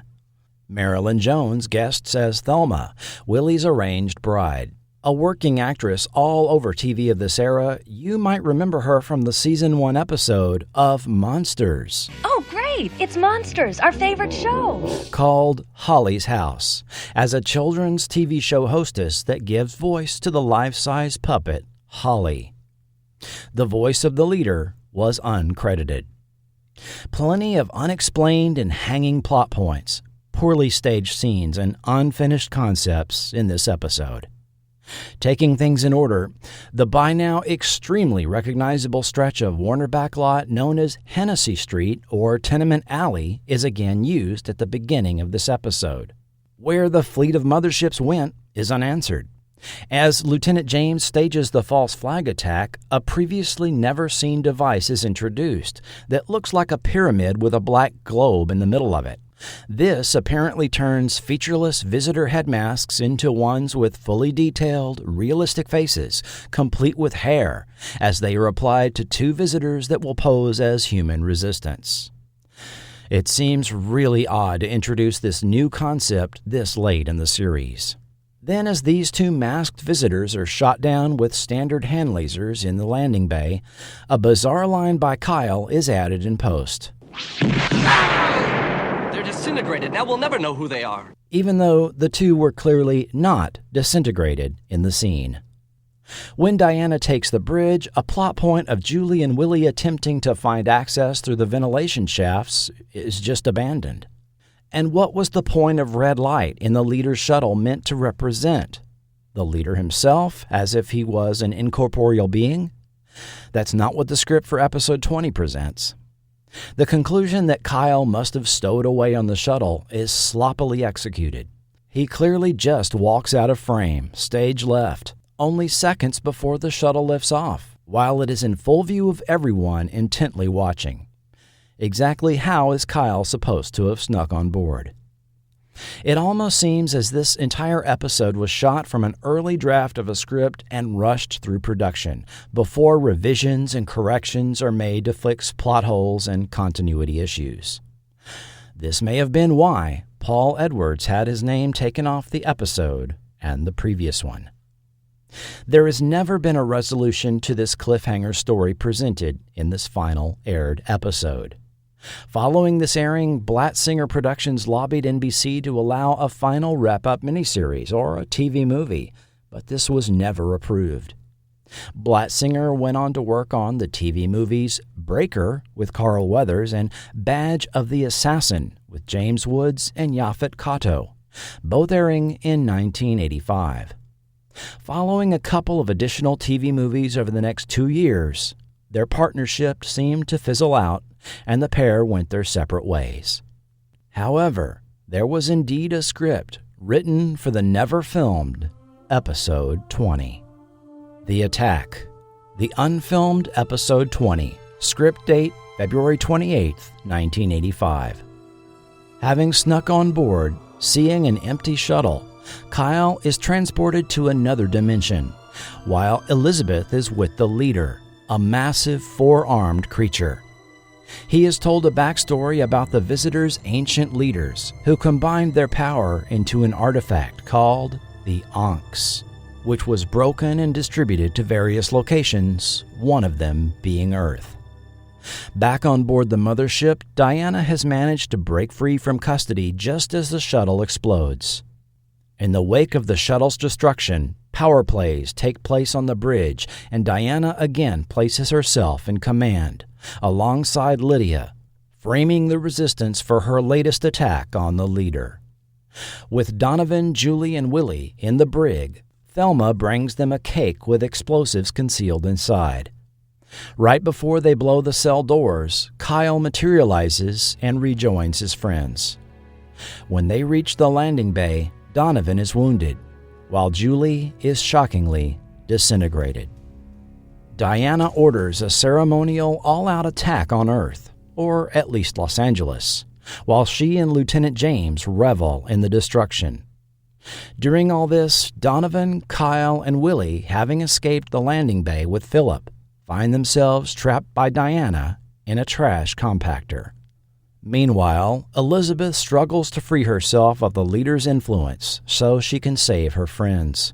Through force of will, she leaves the interdimensional limbo and materializes inside the trash compactor, telekinetically stopping the giant mechanism, and falls unconscious, temporarily depleted. The group again makes for the shuttle bay with Kyle carrying Elizabeth. As they take a skyfighter, Willie shoots Lieutenant James, who falls off the catwalk to the floor below. The group escapes, with Diana herself pursuing in a skyfighter, who shoots them down. As they flee the wreckage, Elizabeth directs them over a particular hill where they see none other than Ham Tyler in a Road Warrior-type vehicle. "Welcome, you raggedy bunch of fugitives." On board the mothership, the power dynamic again appears to return to the status quo, as Philip has managed to maintain his cover as a fifth columnist. However, the leader appears to Diana and commissions her to recapture the Star Child, because if she obtains the Ankhs, Elizabeth's power would exceed that of his. To that end, Diana must steal the syllabus of the ancients in Elizabeth's possession, which relates in mystical allegory the Ankhs' location on Earth. Back on Earth, Willie reads from the syllabus: "Follow the wind for the source of all knowledge, to a place that lasts forever, where your heart will sing." Donovan, Willie, Kyle, and Elizabeth board Ham's vehicle and ride off into the distance. Written by David Braff and Paul F. Edwards, based on a story by Don Boyle.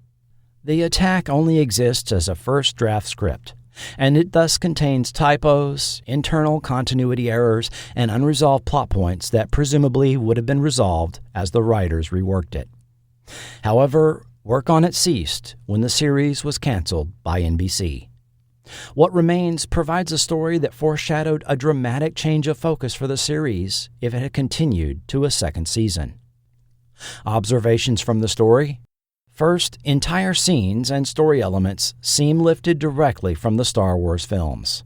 Not only the trash compactor scene, but also the aspect of Elizabeth being in a battle of wills with the leader while desiring to save her friends is evocative of Luke being in the presence of the Emperor in Return of the Jedi. The fact that a line of dialogue implies that possibly unknown to Elizabeth, the leader is her grandfather, again evokes the Skywalker saga from the Star Wars films and raises the future possibility of a "Luke, I am your father" type reveal.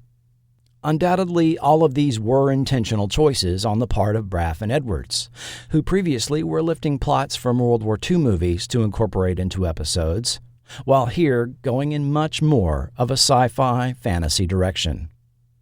What an ignominious death for Julie, the founder of the LA Resistance. Instead of an episode where the characters deal with the loss, as in The Hero, Julie's death is just another story beat in a very busy episode, not even being mentioned in dialogue at the end.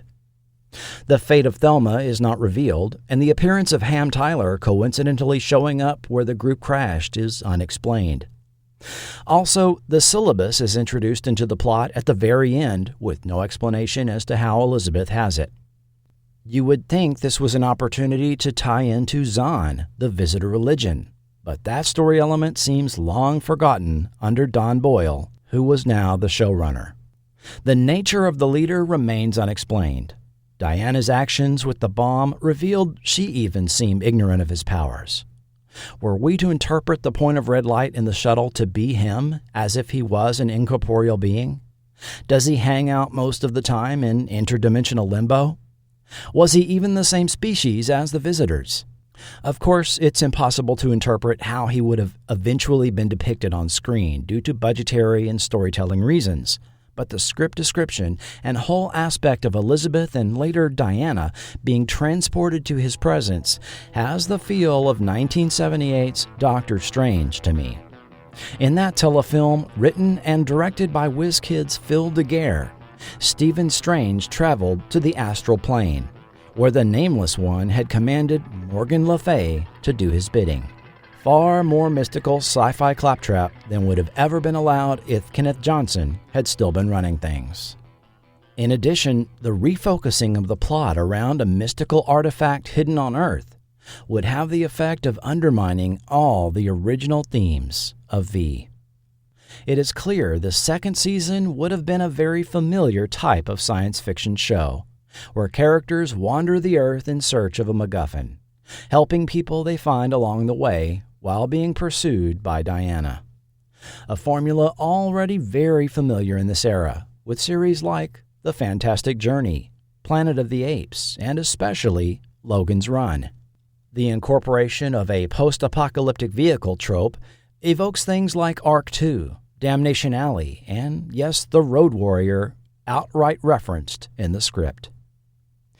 The series went into reruns on May 17, 1985, when NBC aired the first two episodes back-to-back, followed by the debut of the previously pulled third episode the following week.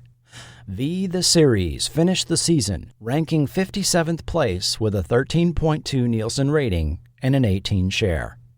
This placed it alongside other canceled newcomers like It's Your Move, Charles in Charge, and the now virtually forgotten sitcom ER. What was at the bottom of the barrel that season? Aftermash, Hawaiian Heat, Otherworld, and Silver Spoons, tying for 74th place. Hot Pursuit and primetime soap Behringer's coming in 77th as the lowest-rated show of the season. NBC, let's all be there. If you are after loads of life and love and laughter, lift your eyes and see the best there is to see. On NBC, let's all be there. NBC, let's all be there. People come together in the moments that they share. On NBC,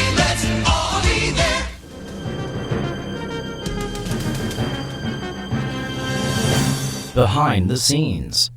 Yes, with finger seemingly on the button, when ratings came in for V: The Final Battle, NBC decided to go ahead with a weekly series.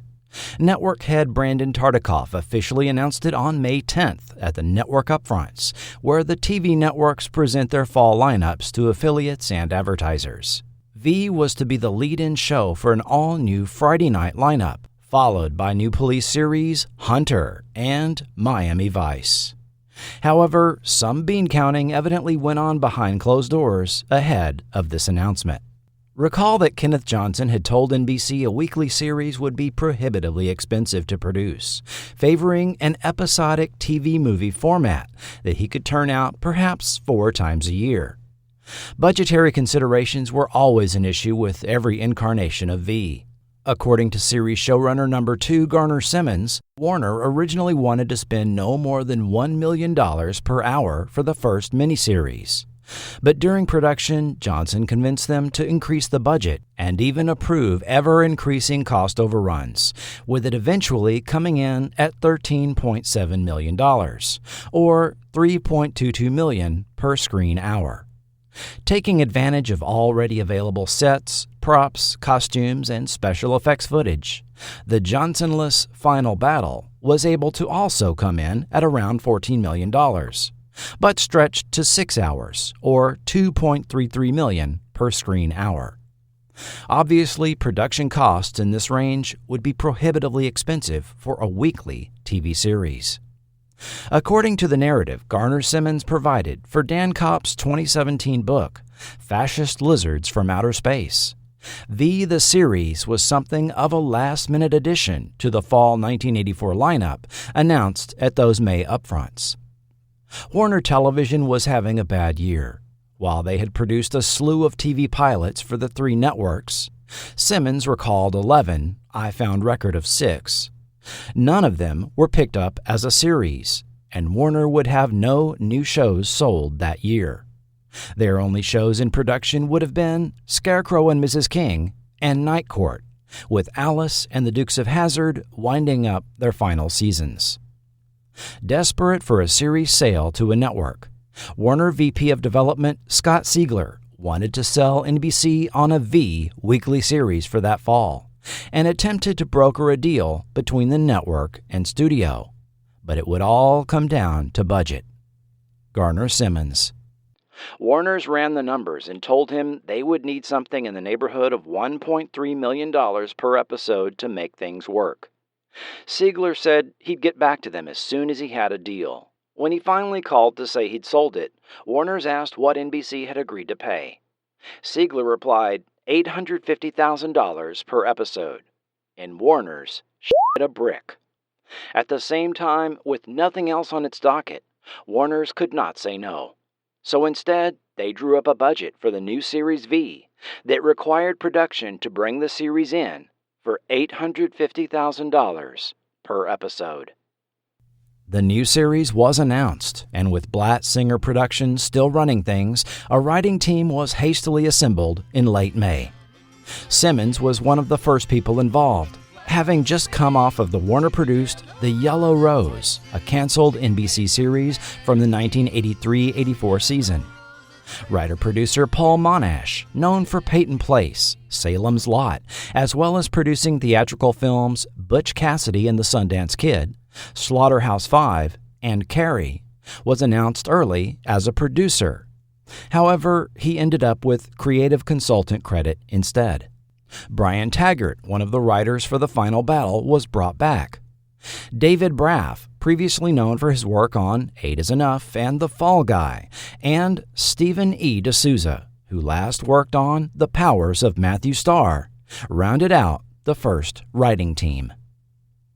Under significant time pressure, the team were expected to deliver 5 scripts by mid-July, so production could begin by the end of that month to meet the late October air date.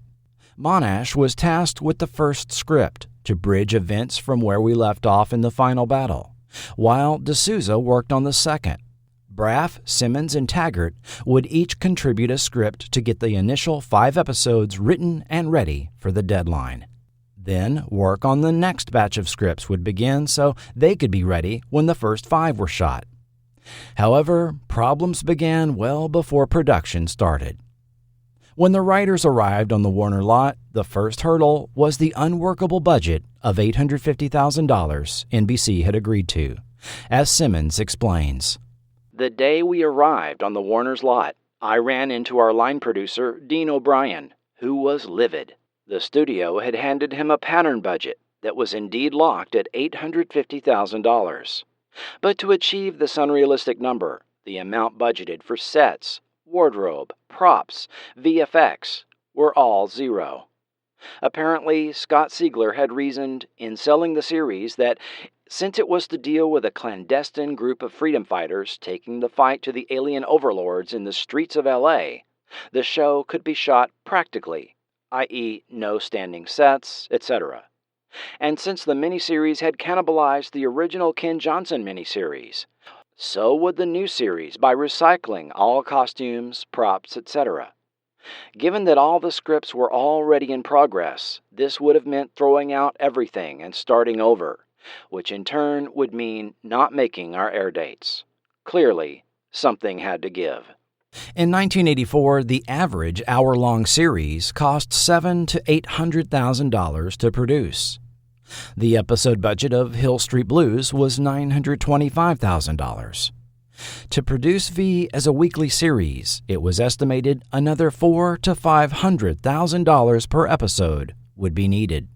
After a series of budget meetings, a more realistic budget was hammered out, and by mid-October, EP Daniel Blatt was spouting to the press, "This will probably be the most expensive show on television, $1 million per episode, even though we've been able to trim some of the costs." V thus joined a growing list of weekly series that claimed to be the most expensive ever to produce, which at the time included both Kenneth Johnson's Cliffhangers in 1979 and Supertrain from that same year. Amazing Stories was added to the list of $1 million episodes in 1985, Star Trek The Next Generation in 1987, as well as The Flash in 1990. Little did we know at the time, growing budgets for ensemble casts would soon grow to astronomical amounts for some hit series in their later seasons, such as ER at $13 million per episode, Seinfeld at $4 million, and Frasier at $5.2 million. Indeed, sets, costumes, and props from the final battle had been saved by Warner for use on future productions. This included Stage 25's massive mothership landing bay set, which occupied the entire soundstage in between production of the final battle and the weekly series, billed to NBC. However, when the budget for D'Souza's first draft script for Episode 2 was estimated by Dean O'Brien, it came in at $2.2 million. This prompted a rewrite to rein in costs with start of filming only a week away. When NBC's VP of current programming, Jeff Sagansky, returned from a vacation, he asked to see the scripts for the first 2 episodes, intended to be produced as a 2-hour premiere movie.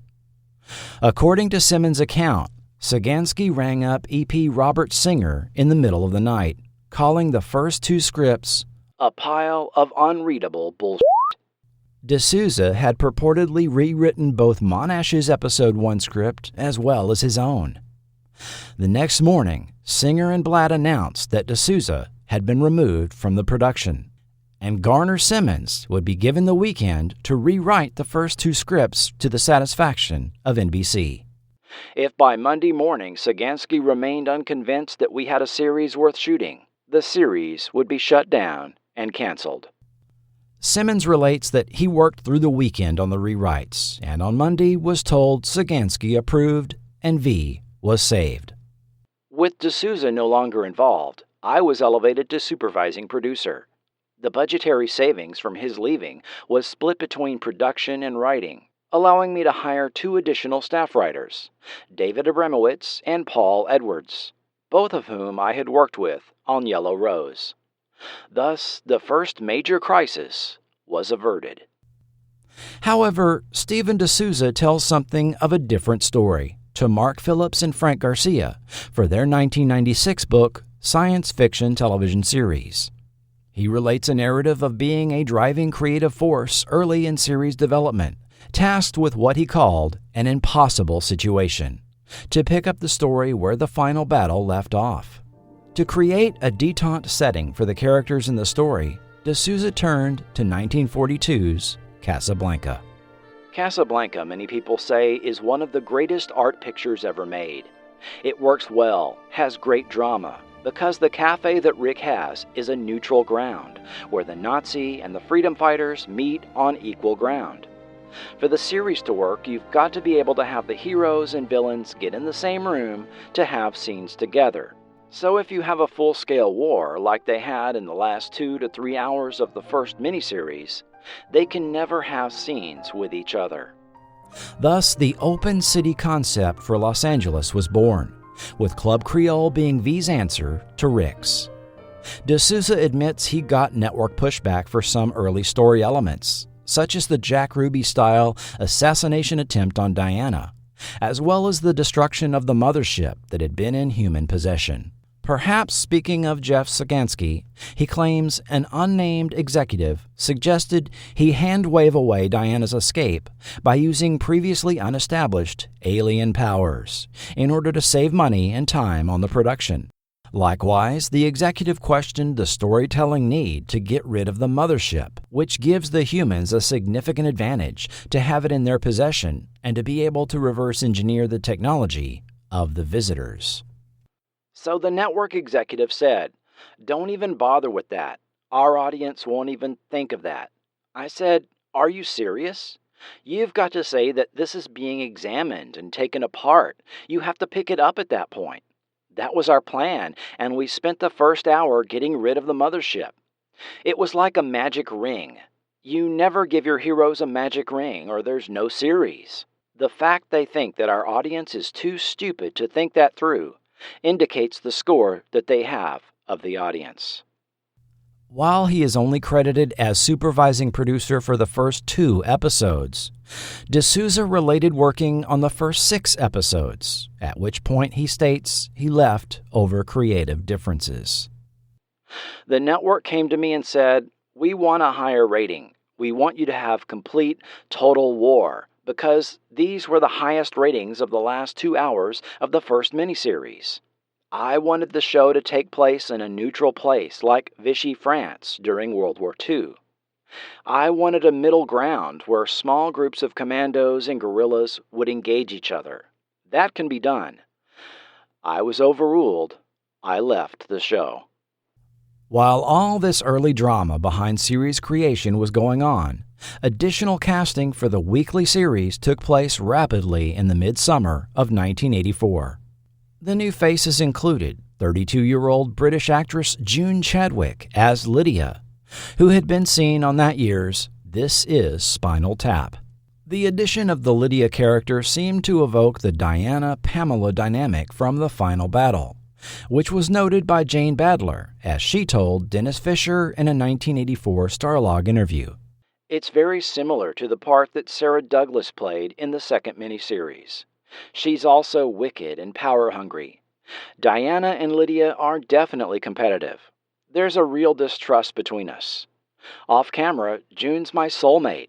From the moment we met, we just loved each other." Following V, Chadwick would join the cast of Riptide for its 3rd season. 20-year-old Jennifer Cook was the mutated star child, Elizabeth. A relative unknown, Cook had been appearing in TV commercials as early as age 9. After a handful of minor TV roles, she was screen testing for Aaron Spelling's miniseries Hollywood Wives.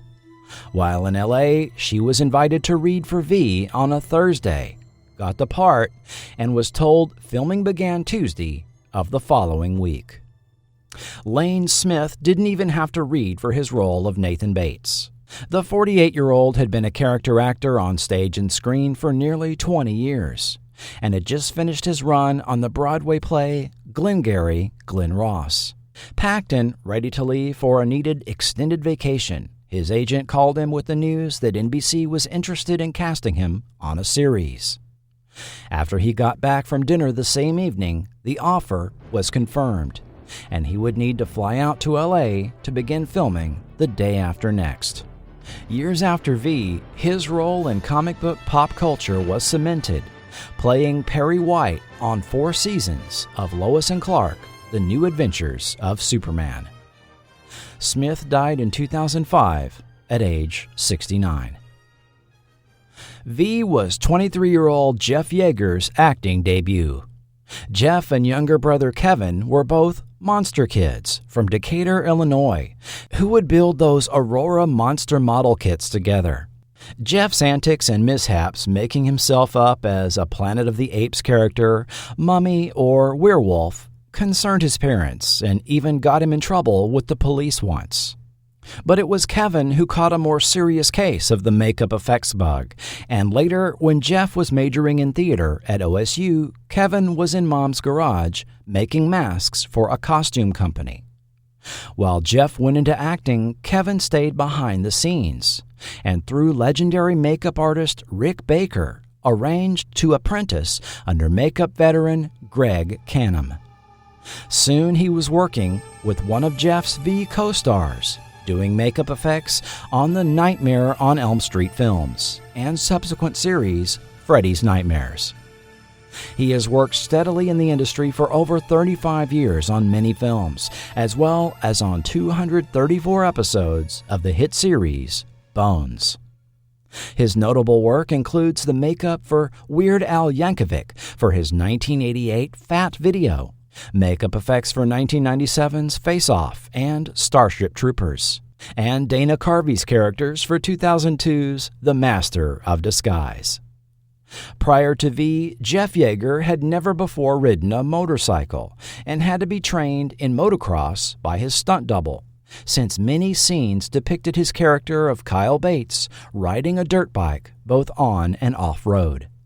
Following V, Jeff had regular series roles on the Linda Lavin vehicle Room for Two, the short-lived UPN series Live Shot, and on HBO's 6 Feet Under. Legendary real-life newsman Howard K. Smith, seen in the original V miniseries, started to be used at the beginning of episodes with the third airing, delivering Freedom Network reports from around the globe, reminding the viewer of the larger worldwide fight against the visitors. Early in his career, Smith had been sent to Berlin by United Press, where he joined CBS Radio under their head of European operations, Edward R. Murrow.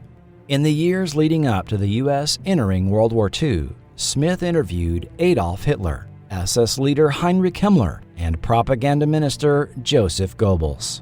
He was one of the very last reporters to leave Germany, barely escaping to Switzerland the very day the Japanese bombed Pearl Harbor. 4 days later, Hitler declared war on the U.S. Throughout the 1940s, Smith reported for CBS as chief European correspondent, visiting most European nations, including ones behind the Iron Curtain. He compiled his experiences and thoughts into a 1949 book, The State of Europe, where he was critical of both American and Russian policies. For his trouble, he found himself blacklisted in the 1950s when Red Channels named him as an alleged communist sympathizer. His 1961 report, Who Speaks for Birmingham?, revealed the conspiracy between a corrupt police commissioner and the KKK to commit violence against the Freedom Riders and people of color, which was personally witnessed by Smith. He ended his report with the quote attributed to Edmund Burke, "The only thing necessary for the triumph of evil is for good men to do nothing." But this was cut by CBS, who subsequently fired him for editorializing. Smith commented on his firing in 2001. "They said it was against the rules to take sides on a controversial issue.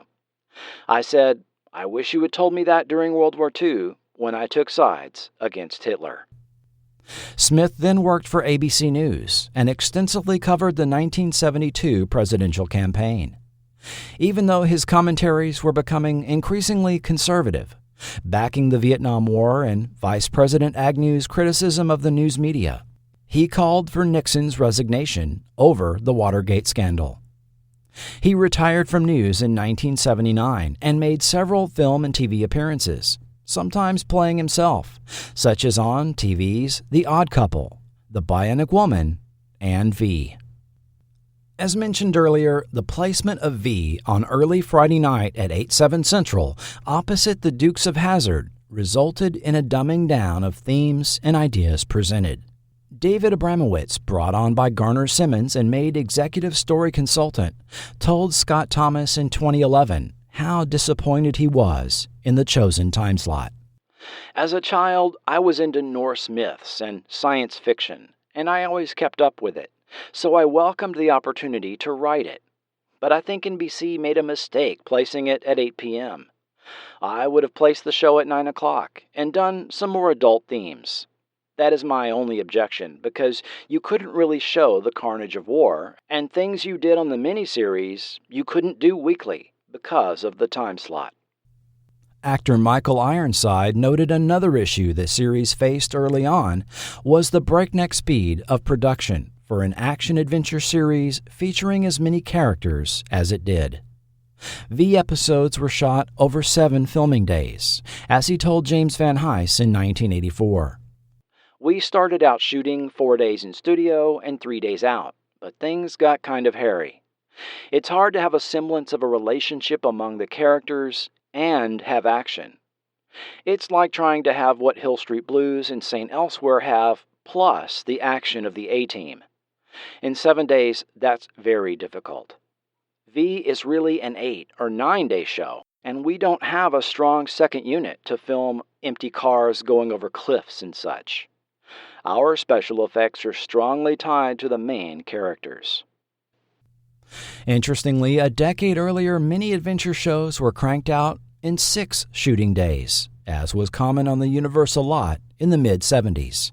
It was none other than V creator Kenneth Johnson that first introduced 7-day episode shoots on The Bionic Woman and 8-day shoots on The Incredible Hulk, both times to the initial consternation of Universal's Frank Price.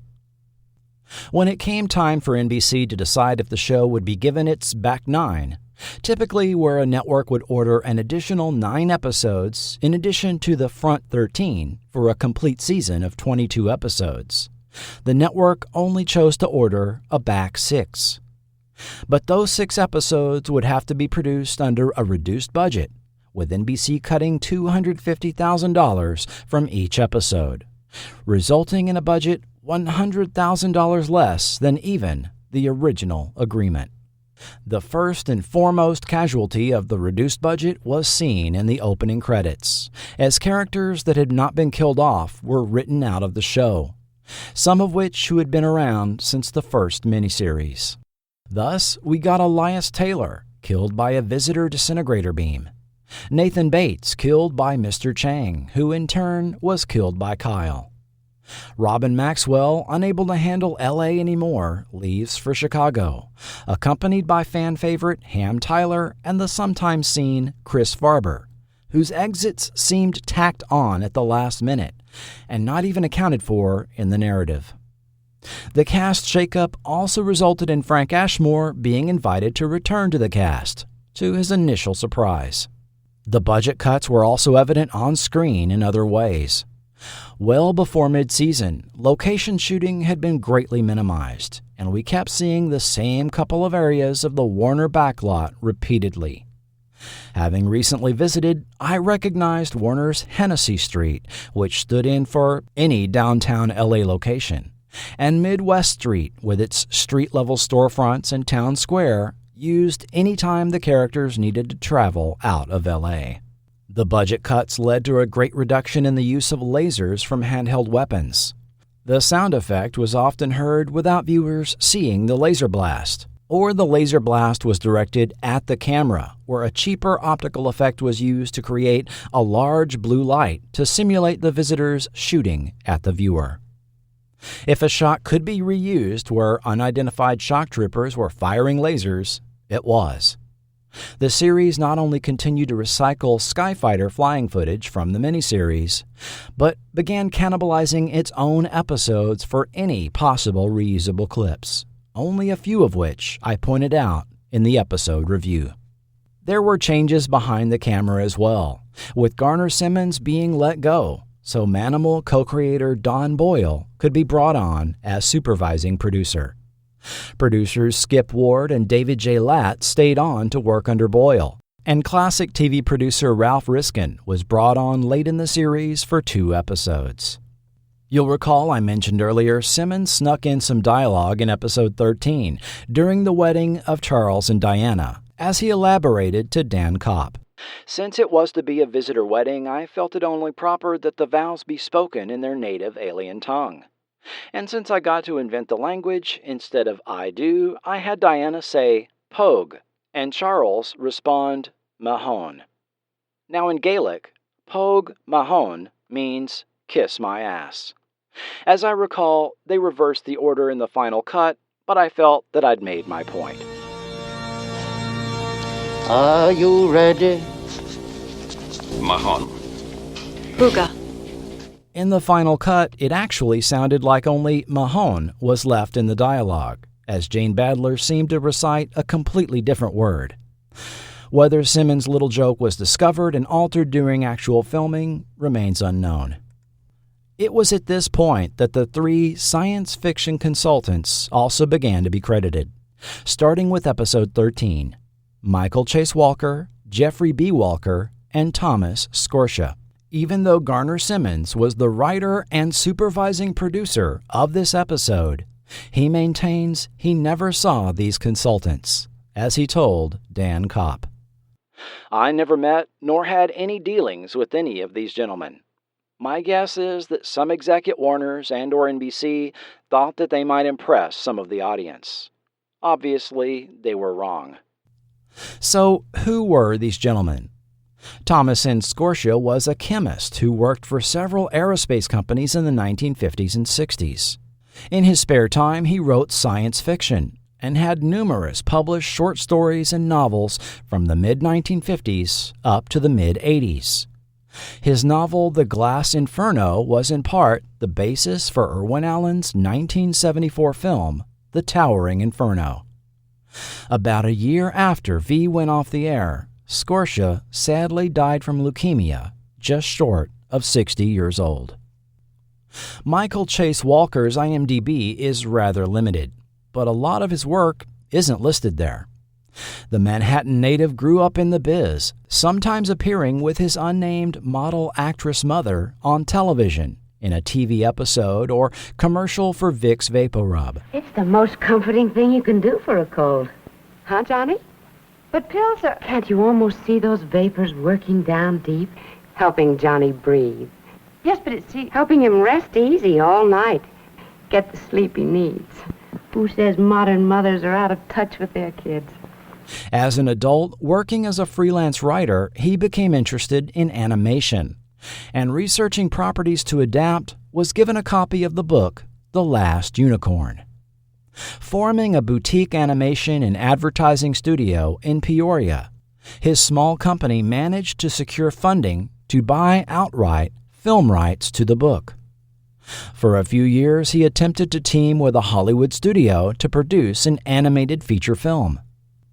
Finally, through ABC's Martin Starger, he was put in touch with Jules Bass and Arthur Rankin, and in 1979 moved to LA to work for Rankin Bass Productions. In 1982, the end product was seen on screen. She is a creature of legend. In an age of sorcery and savagery, Well, what have we here? demons, No! and dragons, she may be the last unicorn. At Rankin Bass, Walker oversaw production of several animated features, such as The Return of the King and The Flight of Dragons. He later became staff writer and story developer on the syndicated animated series Voltron, Defender of the Universe, and the He-Man and She-Ra Hour.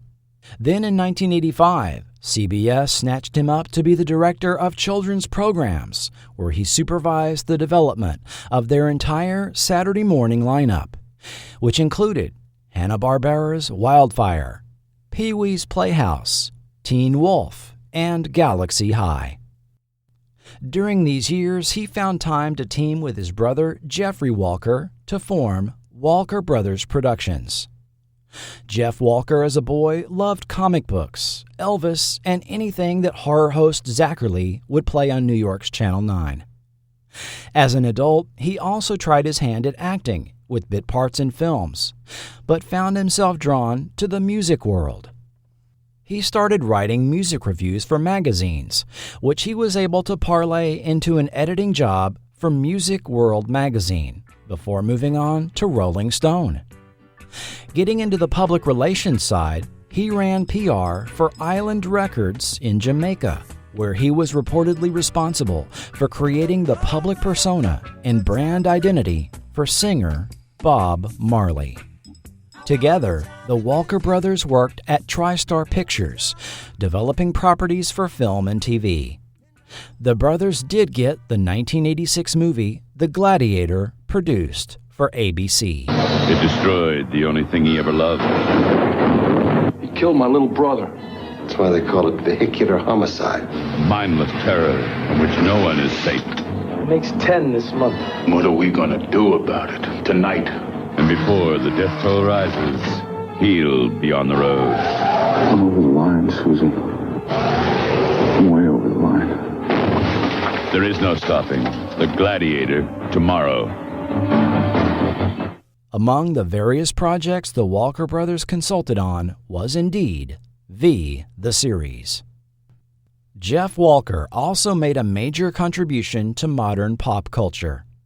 In 1970, a modest comic book convention started being held yearly at college meeting rooms or hotel basements in San Diego. By 1973, 2,000 fans were attending, and the convention was upgraded to the Sheraton Inn Ballroom, and guest speakers such as Dorothy Fontana came to promote the new animated Star Trek, then airing on NBC. Also in attendance was Jeff Walker, promoting albums for United Artists Records.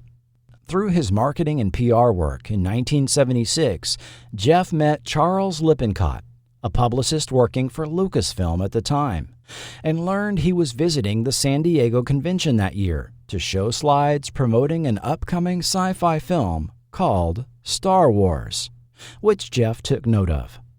In 1979, Jeff joined the Ladd Company and worked publicity for their films Outland and Blade Runner, bringing 16mm making-of featurettes to the San Diego convention at a time when such material was rare to come by. For Amblin Entertainment, he promoted Gremlins and Back to the Future 2. He even started a side business called the Thinking Cap Company, which sold licensed products for popular science fiction films. In 1988, Jeff Walker, along with Batman creator Bob Kane, gave a presentation to promote Tim Burton's upcoming version of The Caped Crusader. Giving audiences a peek at pre-production designs, Walker was tasked with addressing the growing controversy over the casting of Michael Keaton and winning over an initially skeptical fan base.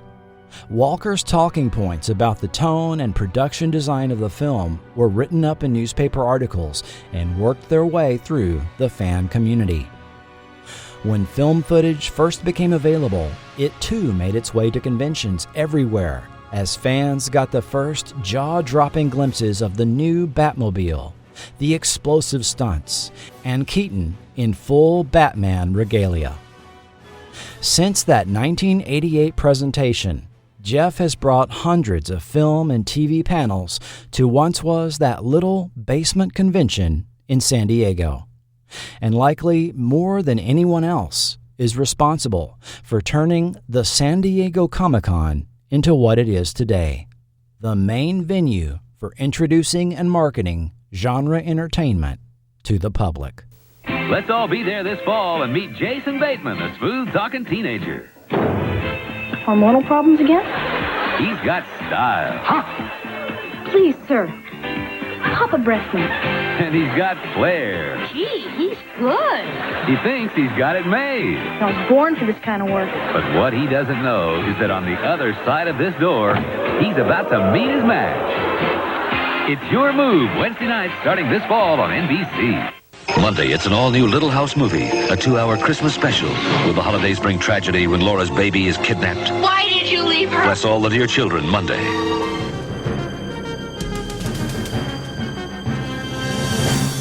Resuming our look at the mid-season series retooling, the Howard K. Smith Freedom Network updates were done away with, and a new opening credit sequence was put together, with a more serious tone, recapping the original story, but that tonally contradicted the preposterous Death of Charles storyline that led off the final 6 episodes.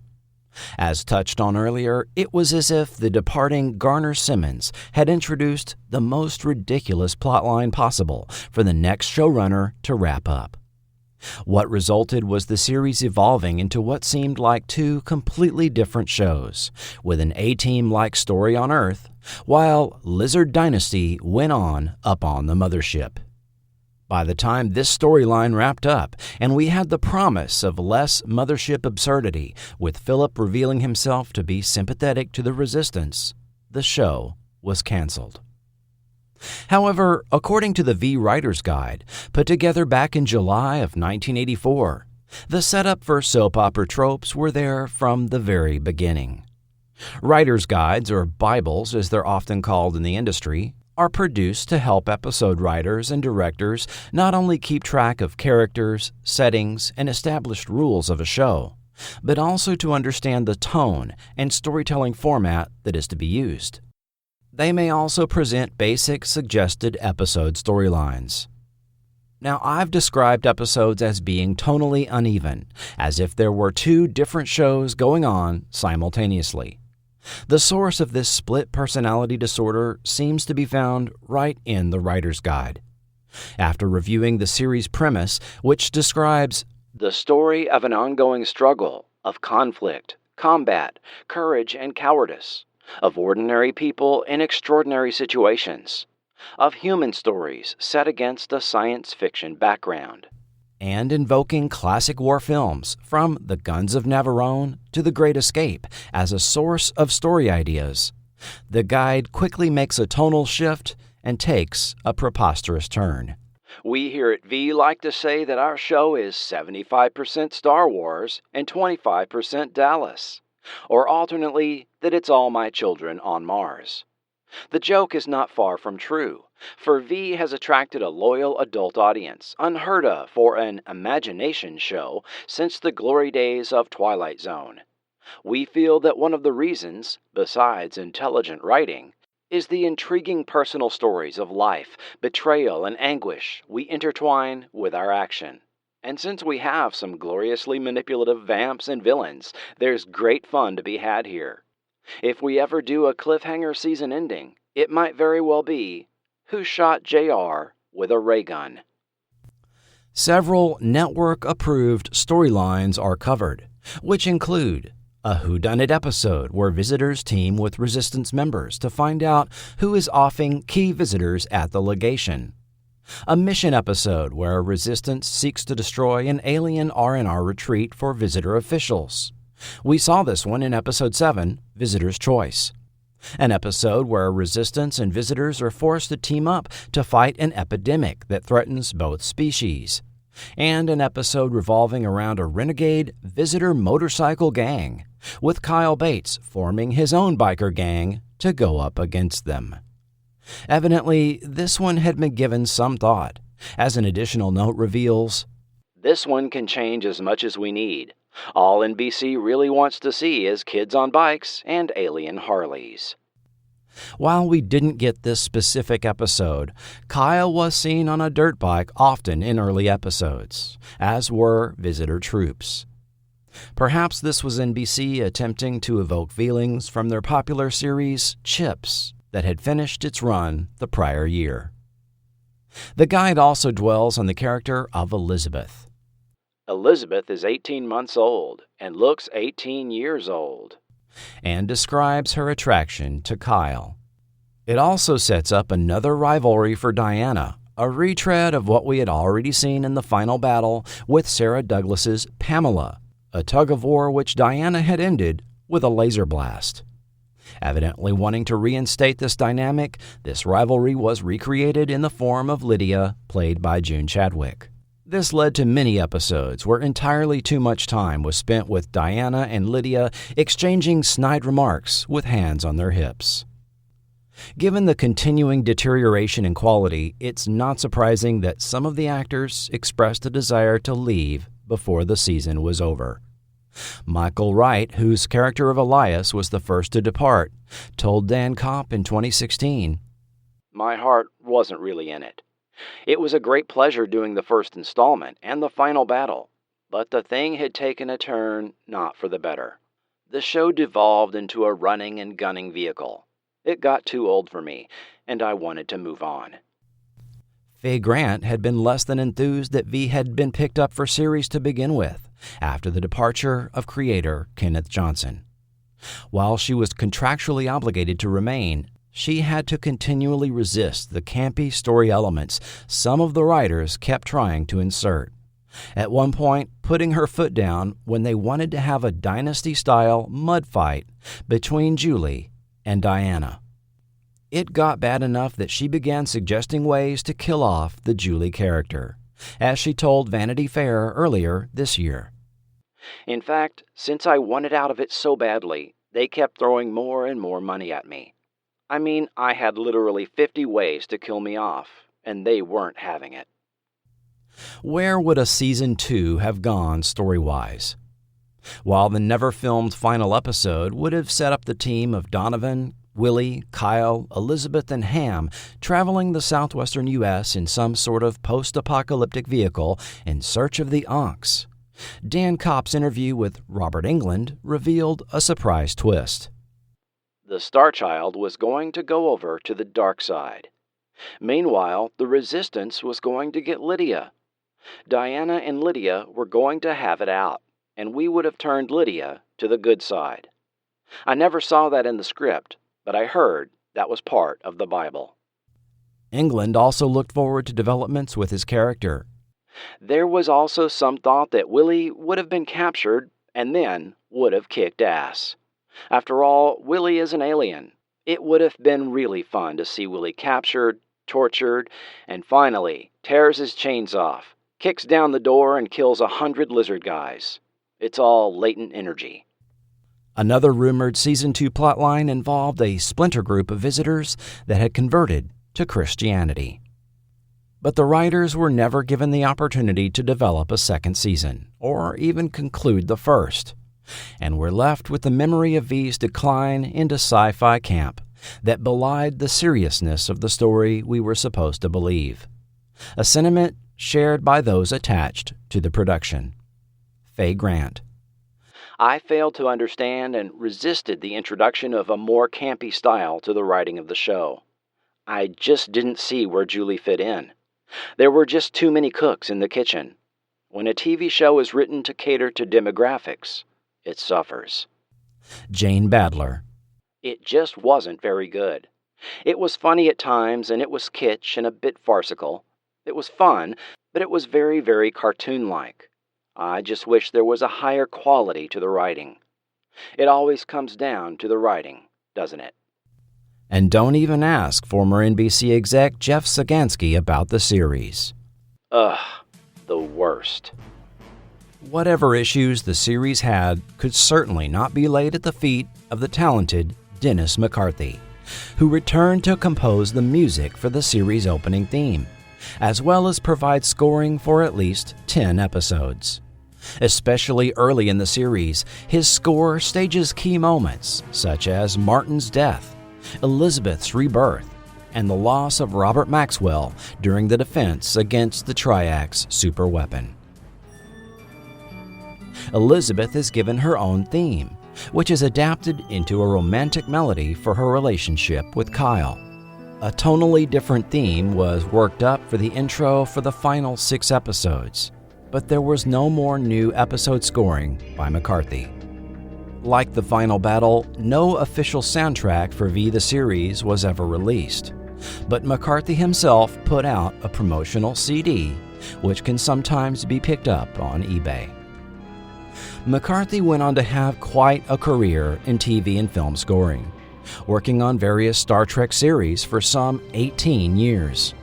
He scored 88 episodes of The Next Generation, which includes standout episodes such as Yesterday's Enterprise, Unification 1 and 2, Hollow Pursuits, and The Inner Light.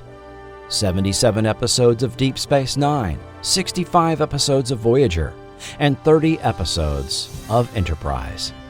He also composed the series theme for Deep Space Nine, for which he won an Emmy. When The Next Generation went to the big screen, McCarthy followed, composing for 1994's Star Trek Generations. And we can't leave out the Star Trek Experience attraction that opened in Las Vegas in 1998. While he has certainly done other work, no person has provided more music for Star Trek than Dennis McCarthy. Today, the composer is 78 and works on what he wants to, be it Star Trek fan films, artistic short subjects, or the retrospective on Deep Space Nine, What We Left Behind.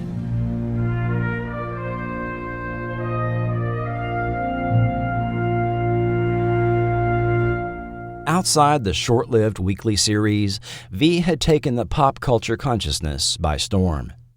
There were V conventions being held during the original TV series run.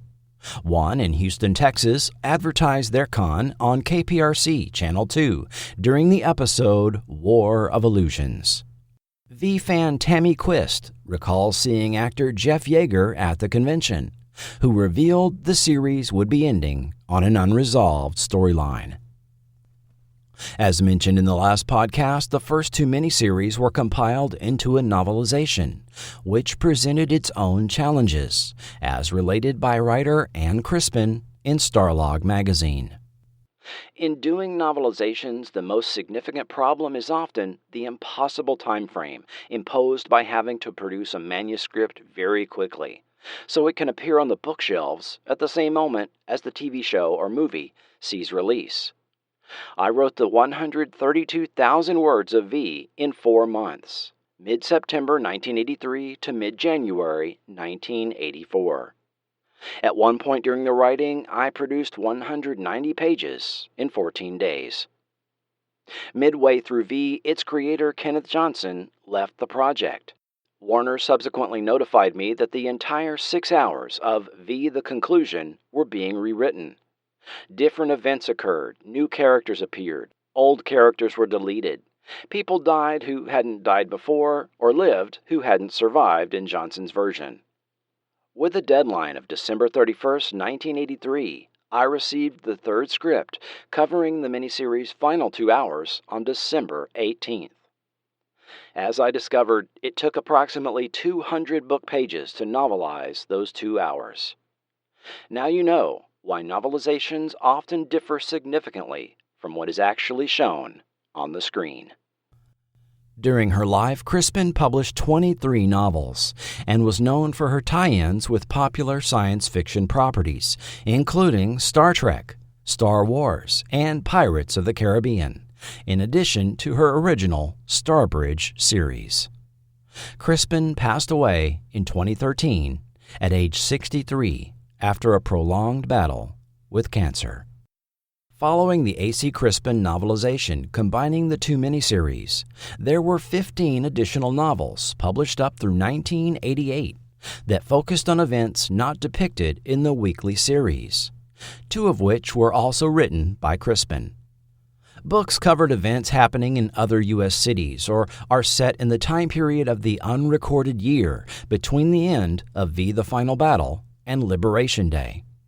Plot developments also don't always align with and, in some cases, contradict what viewers saw on TV, since many of the novels were evidently written prior to there being a writer's guide for the TV series. In February 1985, DC Comics began publishing V as a monthly title. Cover price was 75 cents, and 18 issues were printed, with the title ceasing publication in July 1986. Most issues were written by DC regular Cary Bates, with art provided by Carmine Infantino and Tony DeZuniga. Having just started my first job at the time, I had my own money and collected several of these issues. However, for as big a pop culture phenomena that V briefly was, there was an underwhelming amount of licensed merchandise for the property. Still, 1984 did see a few items released. Recall that the concept of a visitor toy line was even satirized in the original miniseries. See, Dad, check it out. He's got a squad vehicle. Yeah. And the action figures, the Supreme Commander, and Diana. Oh. Huh. I wonder if they get a royalty. He's got a mothership at home. Yeah, I got them all. Yeah. However, the toys shown were only props. One of the actual shooting models of a shuttle was used, and the figures were custom mods of existing toys, possibly that of G.I. Joe Grunt and Scarlet figures from Hasbro. There was a single 12-inch action figure from LJN called Enemy Visitor, released prior to the weekly TV series, and LJN had a line of toys to tie in to the V series in the works. The planned toy line included 4 4.5-inch action figures, 2 human, Mike Donovan and Kyle Bates, and 2 visitors, Diana and a shock trooper, and 3 vehicles, a Firebird Trans Am for the Resistance, a Visitor Skyfighter, and Visitor military Jeep with mounted laser cannon, all scaled to fit the figures. Interestingly, the character of Kyle was chosen and not the more popular Ham Tyler, played by Michael Ironside, revealing the possibility that LJN had advanced knowledge he would be leaving the series. While prototypes of the toy line were shown by LJN alongside their proposed Street Hawk line at the International Toy Fair in early February 1985, by late March, both toy lines were nixed, following the corresponding cancellation of each series. Additional licensed products included a set of 66 trading cards and 22 stickers by Fleer, a walkie-talkie set by Powertronic, jigsaw puzzles from Maruka Industries, metal lunchbox and matching thermos by Aladdin, and an LJN 42-inch bop bag. Toy brand Arco released 3 guns, the Resistance 45er, sound pistol and holster, the Resistance Defender rifle target game set with rapid-fire machine gun sound, and the Visitor laser pistol that got very limited distribution and was later reworked into a laser blaster target game set under both Robotech and generic branding. There were also a few rack toys released, which are those low-quality toys sold on a cardboard backer card in grocery and convenience stores, which usually consist of the branding being slapped on a completely unrelated toy. Due to the overwhelming popularity of V in international TV markets, there was quite a bit of unofficial, unlicensed merchandise. There was a line of very cheaply made rack toys released by an unknown toy company in Argentina. The toys appear to be non-posable PVC figures, clearly intended to represent Diana, Julie, Donovan, and a visitor with no human mask, but had no licensing, copyright, or company information printed on the cards. Other toys, such as vehicles and spaceships, were also put out in this line. Uruguay had a set of 12-inch posable figures for V. There was no attempt made at matching likenesses of actors, as these were basically knockoffs of knockoffs. A 6-inch bendable visitor holding a laser pistol and wearing only gold briefs was released in Italy. A V computer game was released in 1986 by Ocean Software in the UK for the Commodore 64, ZX Spectrum, and Amstrad CPC platforms. In this side-scrolling game, you play as Mike Donovan, entering the visitor's huge mothership in order to blow up its reactor by setting explosives at key points, avoiding visitor robots. the game player searches to put together the formula for red dust from 8 different mothership labs, adding a puzzle element to the gameplay. Home video and reruns. NBC reran V until July 5th, when it was replaced with Friday night movies and the summer variety series Motown Revue. The show began to be run overseas. In February, it began running in Australia, and in June, it began running on the UK's ITV. It also ran in Estonia, France, Germany, Japan, Spain, Mexico, and Uruguay, among possibly other countries. In the days when a television series release on home video was still something of a rarity, V the Series joined V and V the Final Battle on VHS as a set of 9 videotapes containing all 19 episodes released by Warner Home Video. The series also enjoyed reruns on the Sci-Fi Channel in the 1990s. In 2005, the series was released in a 3-disc double-sided DVD box set.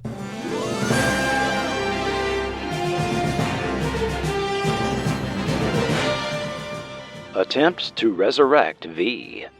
Multiple accounts report sets, props, and costumes were kept in storage, while first Blatzinger Productions and later presumably Warner Brothers attempted to sell NBC on a final miniseries or TV movie to wrap up the story, but no project ever materialized. One proposed storyline would have had Philip, Willie, and the Resistance on the visitor homeworld, battling Diana and her attempts to overthrow the leader.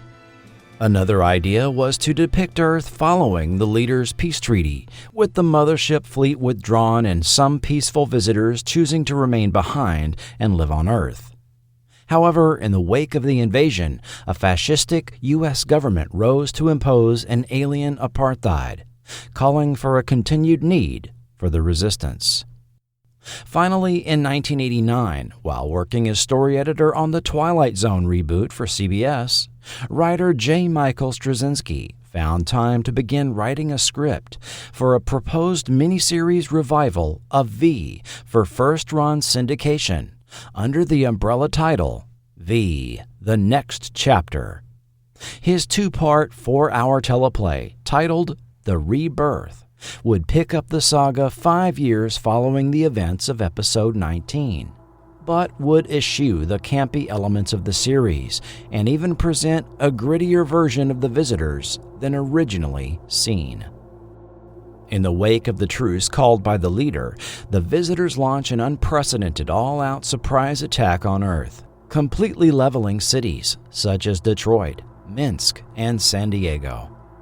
Countries all over the world unconditionally surrender. Willie is executed for treason, while Donovan is wounded and taken to the visitor homeworld as a prisoner of war. Julie goes into hiding in Australia, and Lydia is killed in a shuttle explosion, for real this time. Diana is demoted and reassigned, while the leader takes her place as a central figure in the story. Elizabeth's fate is the worst of all, as she is dissected on the homeworld without anesthesia, but her body detonates, releasing her stored energy. The explosion wipes out much of the Visitor Medical College and ruling council in a 2-mile-wide crater.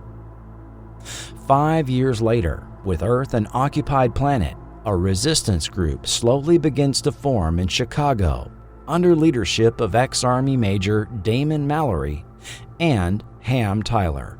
The enemies of the visitors who were radioed by Julie years ago have finally responded. Called the Outsiders, they appear humanoid, but are revealed to be of the same alien species as the visitors under human masks. Exiled from the visitor homeworld a millennium ago, the Outsiders are pacifists and now technologically advanced. Arriving in 2 ships, one is captured by the visitors, while the other meets up with the new resistance.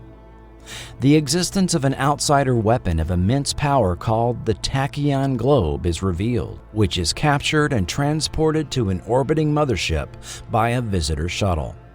However, Ham Tyler sneaks on board the shuttle and self-destructs the Tachyon Globe, destroying the mothership in the process, and ending the story on a note of hope for humanity. After 6 drafts, the 200-page script, although receiving positive notes from Warner Brothers, was ultimately rejected in 1991 by the studio as simply too costly to produce. However, Warner went into business with Straczynski on another project. It was the dawn of the third age of mankind, 10 years after the Earth-Minbari War. The Babylon Project was a dream given form. Its goal, to prevent another war by creating a place where humans and aliens could work out their differences peacefully. It's a port of call, home away from home for diplomats, hustlers, entrepreneurs, and wanderers. Humans and aliens wrapped in 2,500,000 tons of spinning metal, all alone in the night. It can be a dangerous place, but it's our last best hope for peace. This is the story of the last of the Babylon stations. The year is 2258. The name of the place is Babylon 5. Straczynski's epic sci-fi series Babylon 5 was a cornerstone of Warner's fledgling prime-time entertainment network for 4 seasons from 1993 to 1997, with a 5th season airing on cable channel TNT. The first 3 acts of his V script surfaced on Usenet in 1994 and has been floating around the internet since. Straczynski has indicated over the years his intention of publishing the script as a novel, but this has yet to happen. After Kenneth Johnson revisited his original miniseries for the 2001 DVD release commentary, he was amazed at the public response to his creation nearly 20 years later. Not only in terms of the sales figures approaching 3 million copies, but also the tens of thousands of direct public responses to his open invitation to email him included in the audio commentary.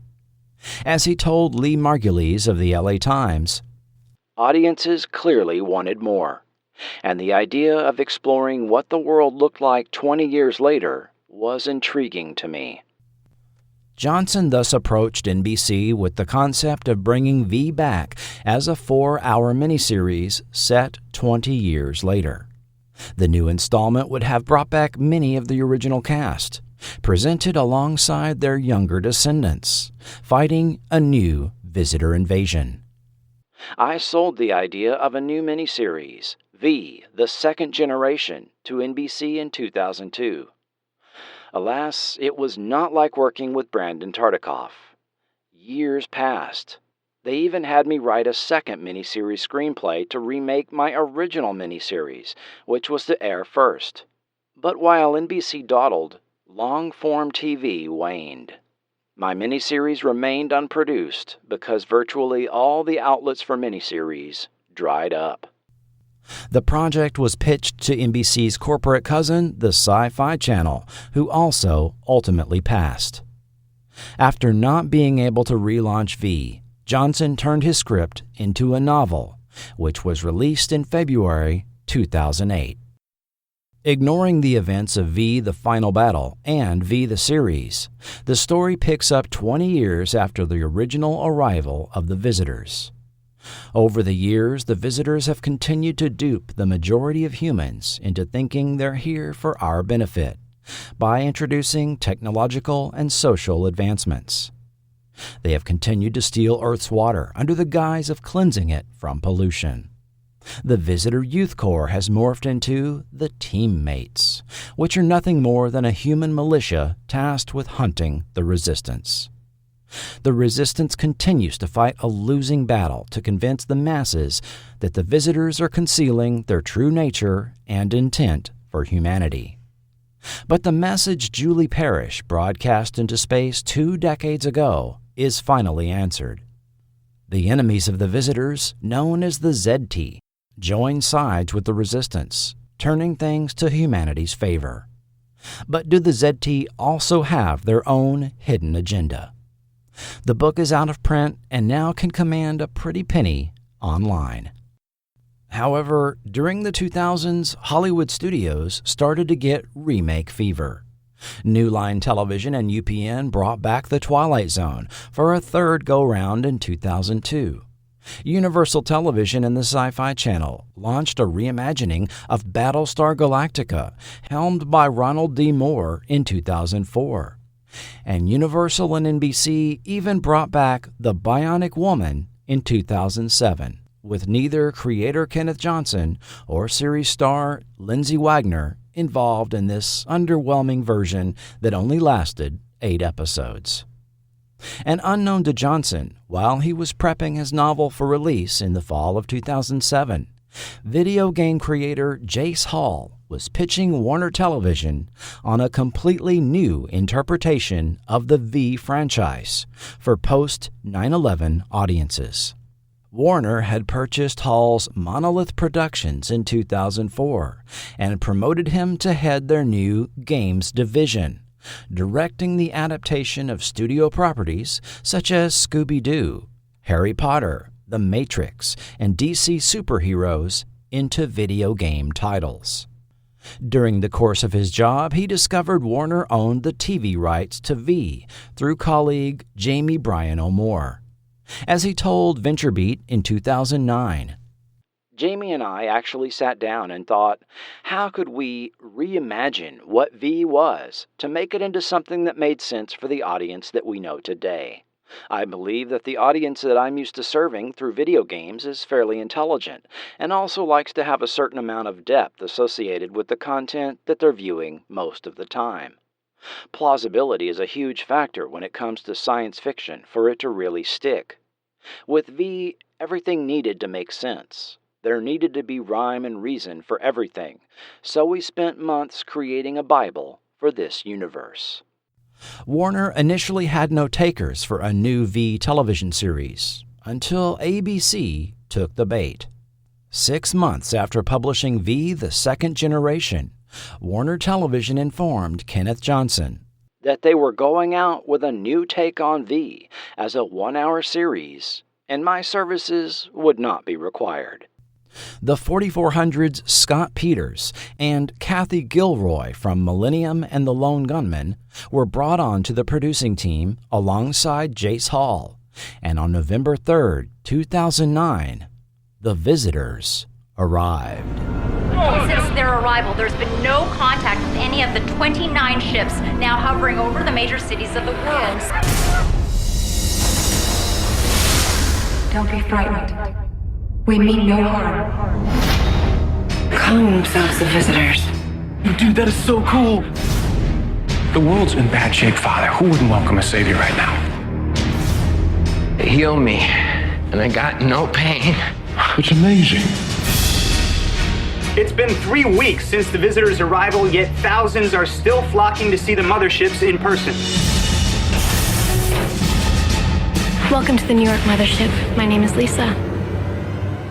We're all so quick to jump on the bandwagon, but before we get on, let us at least examine it. I want him. Anna would like you to do the interview. But that's the danger. Gratitude can morph into worship. They say that you two are obsessed with the V's. You know what, the V's? They call it spreading hope. Do you have any questions before we go to air? Just be sure not to ask anything that would paint us in a negative light. Excuse me? I know the real reason you're here, Father, and I am not the only one. We're honored and privileged to be able to assist mankind with our knowledge and technology. They've been implementing a plan that will result in the extermination of every man, woman, and child. If you could speak to the protesters, what would you say?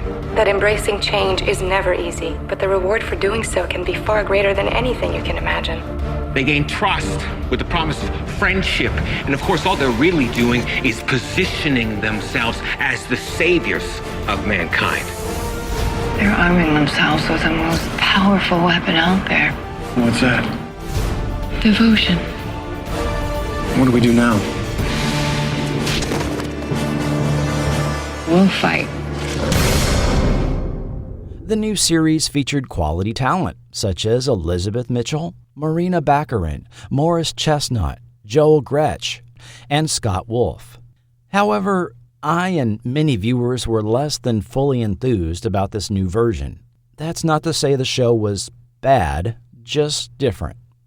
Yes, you still had the rat-eating visitors and their secret, menacing but vague plans for Earth, the motherships, the Resistance, an alien-human hybrid, but this time around, the visitors, or Vs as they were called, came across more as cult members than fascists, which made High Commander Anna the cult leader. The most interesting aspect of this new series was the depiction of the fact that Anna and the visitors soon became objects of religious devotion after they presented humanity with medical and planetary cures that were miraculous when compared with human technology, an aspect the original incarnation of V didn't really deal with. There was also no memorable, distinct music for the show. As is the case with a lot of modern TV, outside the title card music sting, there was no opening theme, and the generic, dramatic music that was used felt like it was pulled from a royalty-free music library. More than one reviewer also interpreted the new series as an allegory of President Obama and his plans for universal health care, noting the series debuted on the one-year anniversary of his election, and the phrase was used verbatim on the show. Such an interpretation is not altogether unreasonable, seeing that the original V certainly contained political allegory. The producers, however, claimed any such comparisons to be a complete coincidence.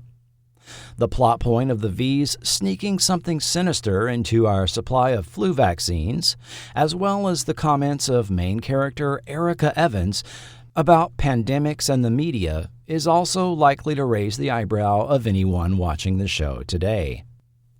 Although the series carried Kenneth Johnson's name in a created by credit, this almost wasn't the case. Reportedly, Warner Television's initial position on crediting Johnson was that the new show was different enough from the original that Johnson did not need to be credited.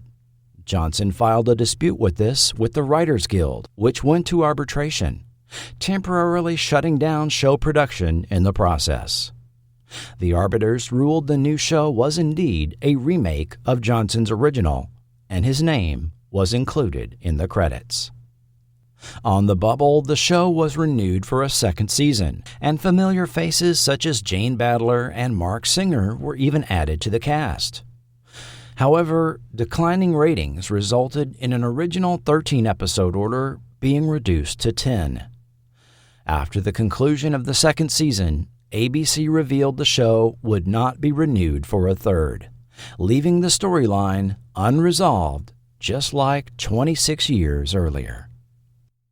In general, I agree with YouTuber Stam Fine's assessment of the series, who commented, "It's slick and there's a decent effects budget, but with the liberal use of virtual sets, it can come across as clinical and soulless, like someone trying to sell you cryptocurrency before, during, and after an exorcism." If you want to check out the 2009 V, you can watch it free on Tubi. But right after Warner informed Kenneth Johnson they would be producing a new take on V for television, as they owned the TV rights to the property, Johnson made an interesting realization. "The day after WB-TV told me their plans, my producer friends, David Foster and Ryan Heppy, uncovered the fact that I owned and control the motion picture rights to V. I suddenly had a lot of new best friends. All the major studios, Fox, Paramount, MGM, Warner's, wanted to buy the rights with a whole lot of money. They see it as a $200 million tentpole picture and want to bring someone else to direct. I took a deep breath and said, no. I got into the business to direct and do what I do. So what we've been endeavoring to do is to set up an independent production and produce this movie for $50 million. So I can hang on to the director reins and make sure it gets done." However, Johnson's theatrical V project fell into a development limbo for several years. In February 2018, a then recently formed Desilu Studios announced a V revival as a feature film with none other than creator Kenneth Johnson returning, as he told Deadline. We are delighted to team up with Desilu to bring the timeless and timely story of resistance against tyranny into the 21st century. V will be the first of a cinematic trilogy, which will tell the full epic tale in the manner I always envisioned. A sizable down payment was given to Johnson and his producing partners to fund the planned new trilogy of films. 6 months later, it was revealed that this incarnation of Desilu Studios was, in Johnson's words, a sham operation. Charles Hensley had begun using the Desilu name in 2016, representing to investors he was making new content for said studio, and reportedly attempted to even enlist the support of Lucy Arnaz to lend legitimacy to the effort, which she declined. Hensley, of Redondo Beach, California, was not a film or TV producer, but has an interesting history. In the late 1990s, he and a business partner developed and brought to market the homeopathic product Zicam. Zicam-branded products have been the focus of FDA investigations, public warnings, and hundreds of lawsuits over alleged injuries resulting from their use. In 2013, he was criminally charged and found guilty of illegally marketing an unapproved drug claimed to treat bird flu and the original SARS coronavirus. For the Desilu scheme, he was not only sued by CBS Studios, but was criminally charged, as the Justice Department alleges he defrauded investors by selling stock in a worthless company, committed identity theft to list another party as CEO in his offering materials, and that he misappropriated investor funds for his personal use. Among the alleged victims were a Los Angeles animation studio and post-production company, an internet service provider based in Israel, and an unnamed development firm, along with 21 individuals that were defrauded of some $600,000, and in some cases, entire companies that were signed over to Hensley in stock swap agreements. In December 2022, Hensley pled not guilty to 11 counts of wire fraud and 1 count of aggravated identity theft. The latest information provided by the U.S. Attorney's Office to Forgotten TV was that a mental health evaluation had been ordered for Hensley. If found competent to stand trial, his trial is set to begin September 12, 2023. If found guilty, he could face up to 20 years for each count of wire fraud. Kenneth Johnson still hopes to bring V to the big screen. He, of course, has enjoyed other successes. In 1988, he directed Johnny Five's return to the big screen in Short Circuit 2. The following year, he adapted 1988's Alien Nation for the small screen, writing and directing the TV series pilot movie for Fox Television.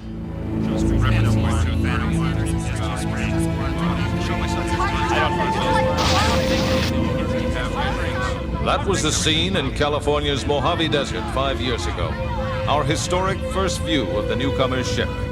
Theirs was a slave ship carrying 250,000 beings bred to adapt and labor in any environment. But they've washed ashore on Earth with no way to get back to where they came from. And in the last 5 years, the newcomers have become the latest addition to the population of Los Angeles.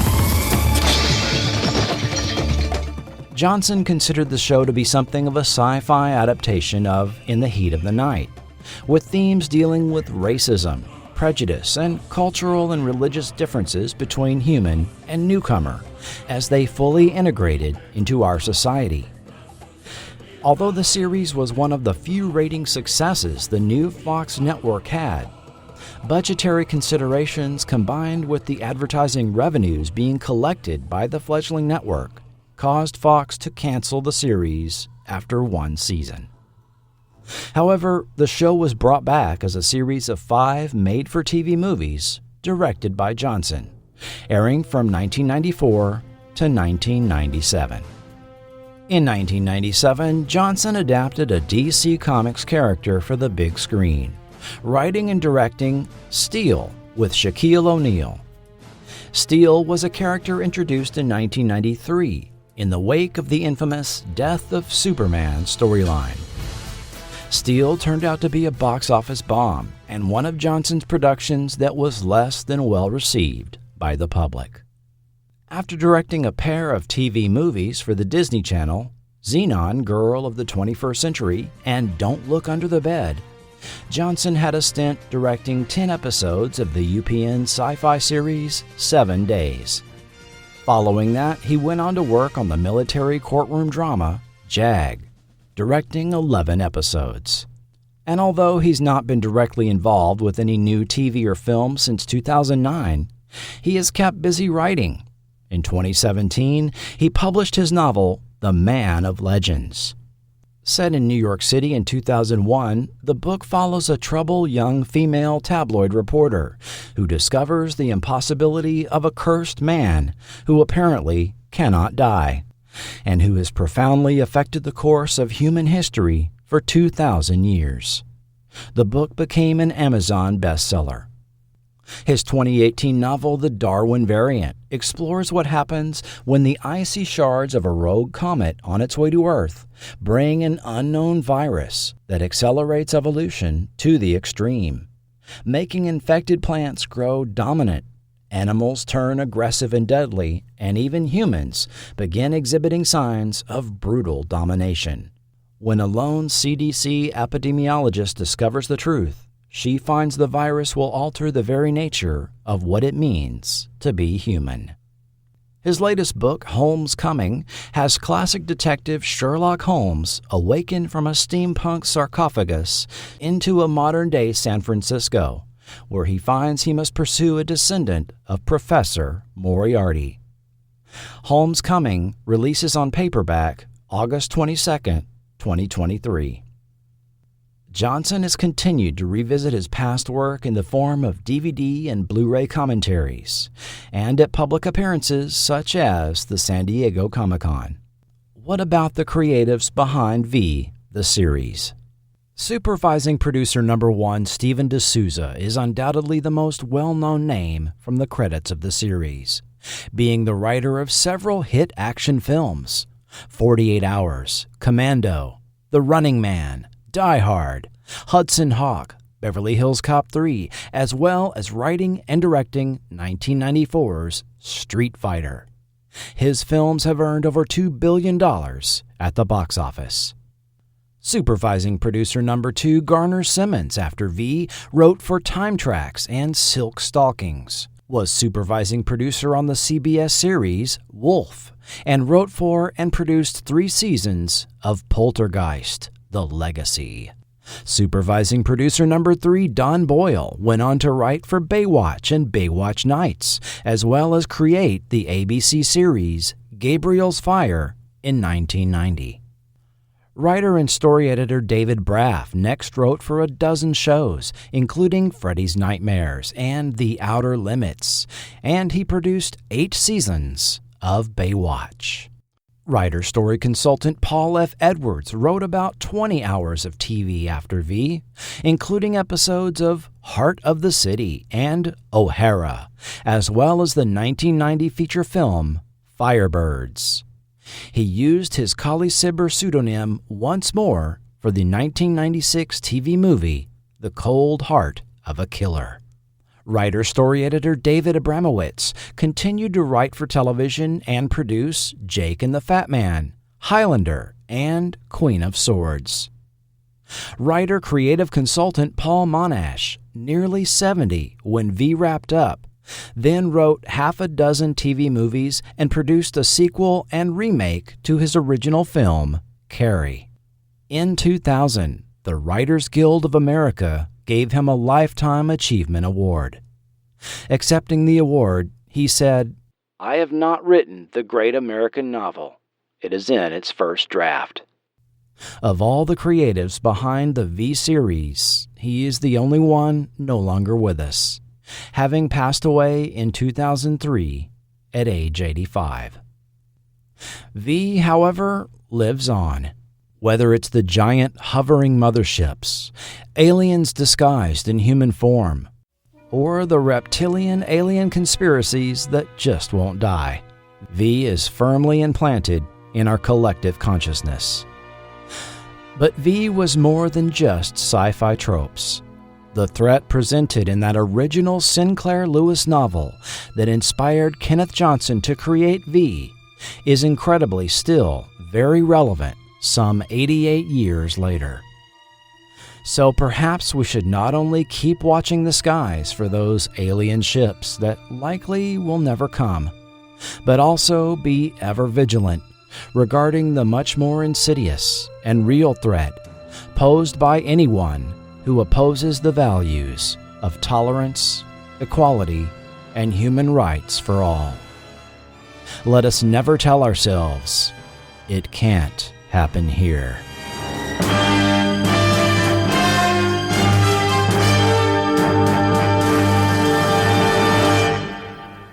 Next time on Forgotten TV. Hey, all right, this is the Fonz. Listen up. There is some unbelievable action coming your way today on Fonz and the Happy Days Gang. Don't you miss it. Whoa. Hey. Oh, now the gang got zapped into that time machine and they're like traveling through time. My. Laverne, let's join the army. You what, Cheryl? Where do I sign up? I'm with you.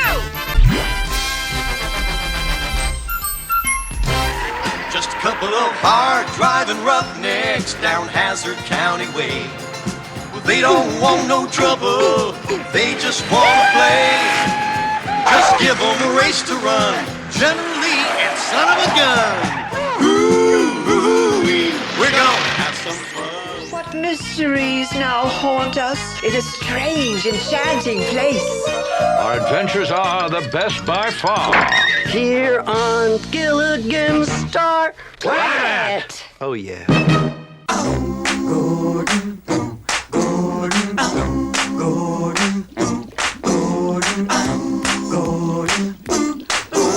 Gordon, send us into outer space. 'Cause there ain't nobody like you in the Dalmatian race. From Happy Days and Laverne and Shirley to Punky Brewster and Alf and stuff even more obscure, we revisit the topic of animated TV spin-offs, 80s style. It's an hour of Saturday morning fun, coming in September. Then...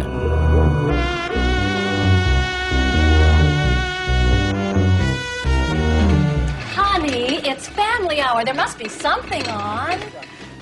Oh, wow! Candy critters! Oh! Oh, great! It's Monsters, our favorite show. It's starting. It's Monsters, your favorite show. Learn how the syndicated Monster of the Week show came to television, created by Richard P. Rubenstein and Mitchell Galen, along with consultant Tom Allen, who tragically died before seeing the show air. Monsters, coming in October to Forgotten TV. Forgotten TV is an independent, listener-supported podcast. You can support Forgotten TV through Patreon or PayPal and become a producer of the show. Forgotten TV is executive produced by Will Welton, Doc Pinko, Joshua Driscoll, Ron, and new executive producer Kenny Siegel. With producers Julio Capa, K.L. Young, Trevor Pearson, Mark Hadley, and new producer Tony Cook. And of course, thanks to all who support at the $1 and $2 levels.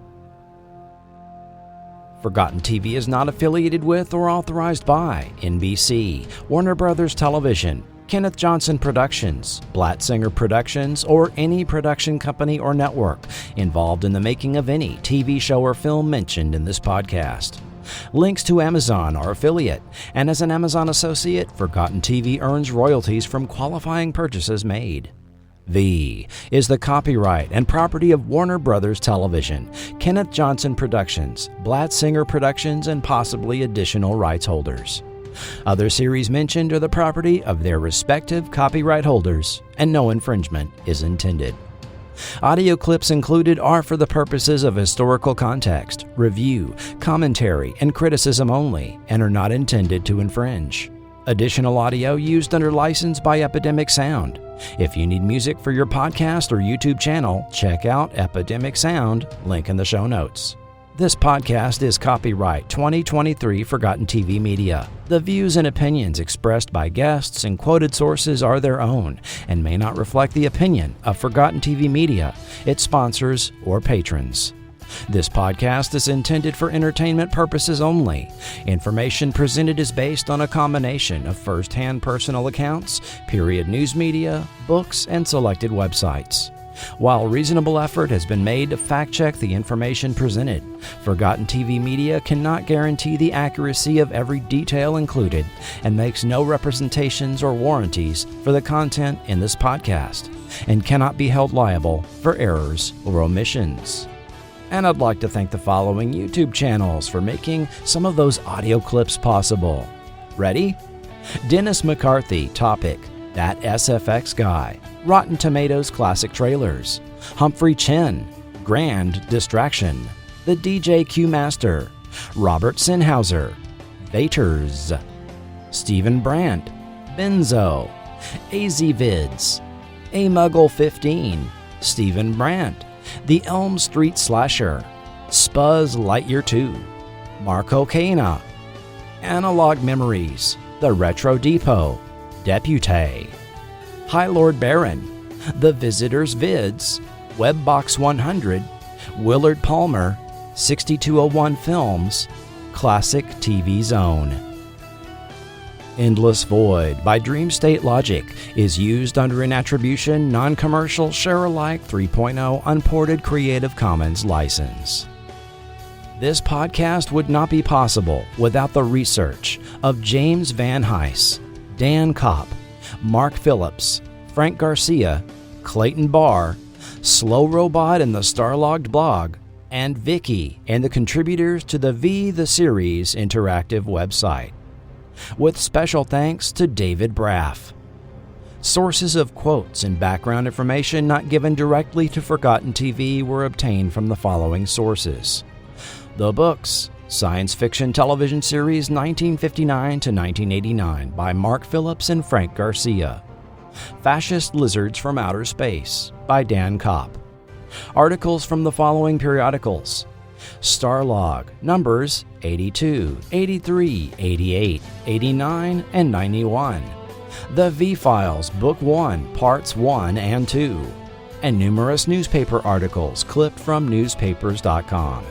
Content from the following online sources: the RFP Costume and Prop Maker Community, Ilana's V Celebrity Site, the TV Ratings Guide, the Television Academy Interviews, CNN, the Inglorious Trexperts Podcast, the LA Times, Vanity Fair, Secret Galaxy YouTube channel, Stam Fine, Plaid Stallions, VentureBeat, Airlock Alpha, Variety, Deadline, CBS News, and Quackwatch. Thank you for listening. Be sure and bookmark Forgotten.tv for all content and links to social media sites. I am your writer, producer, and host, Chris Cooling, and this has been Forgotten TV.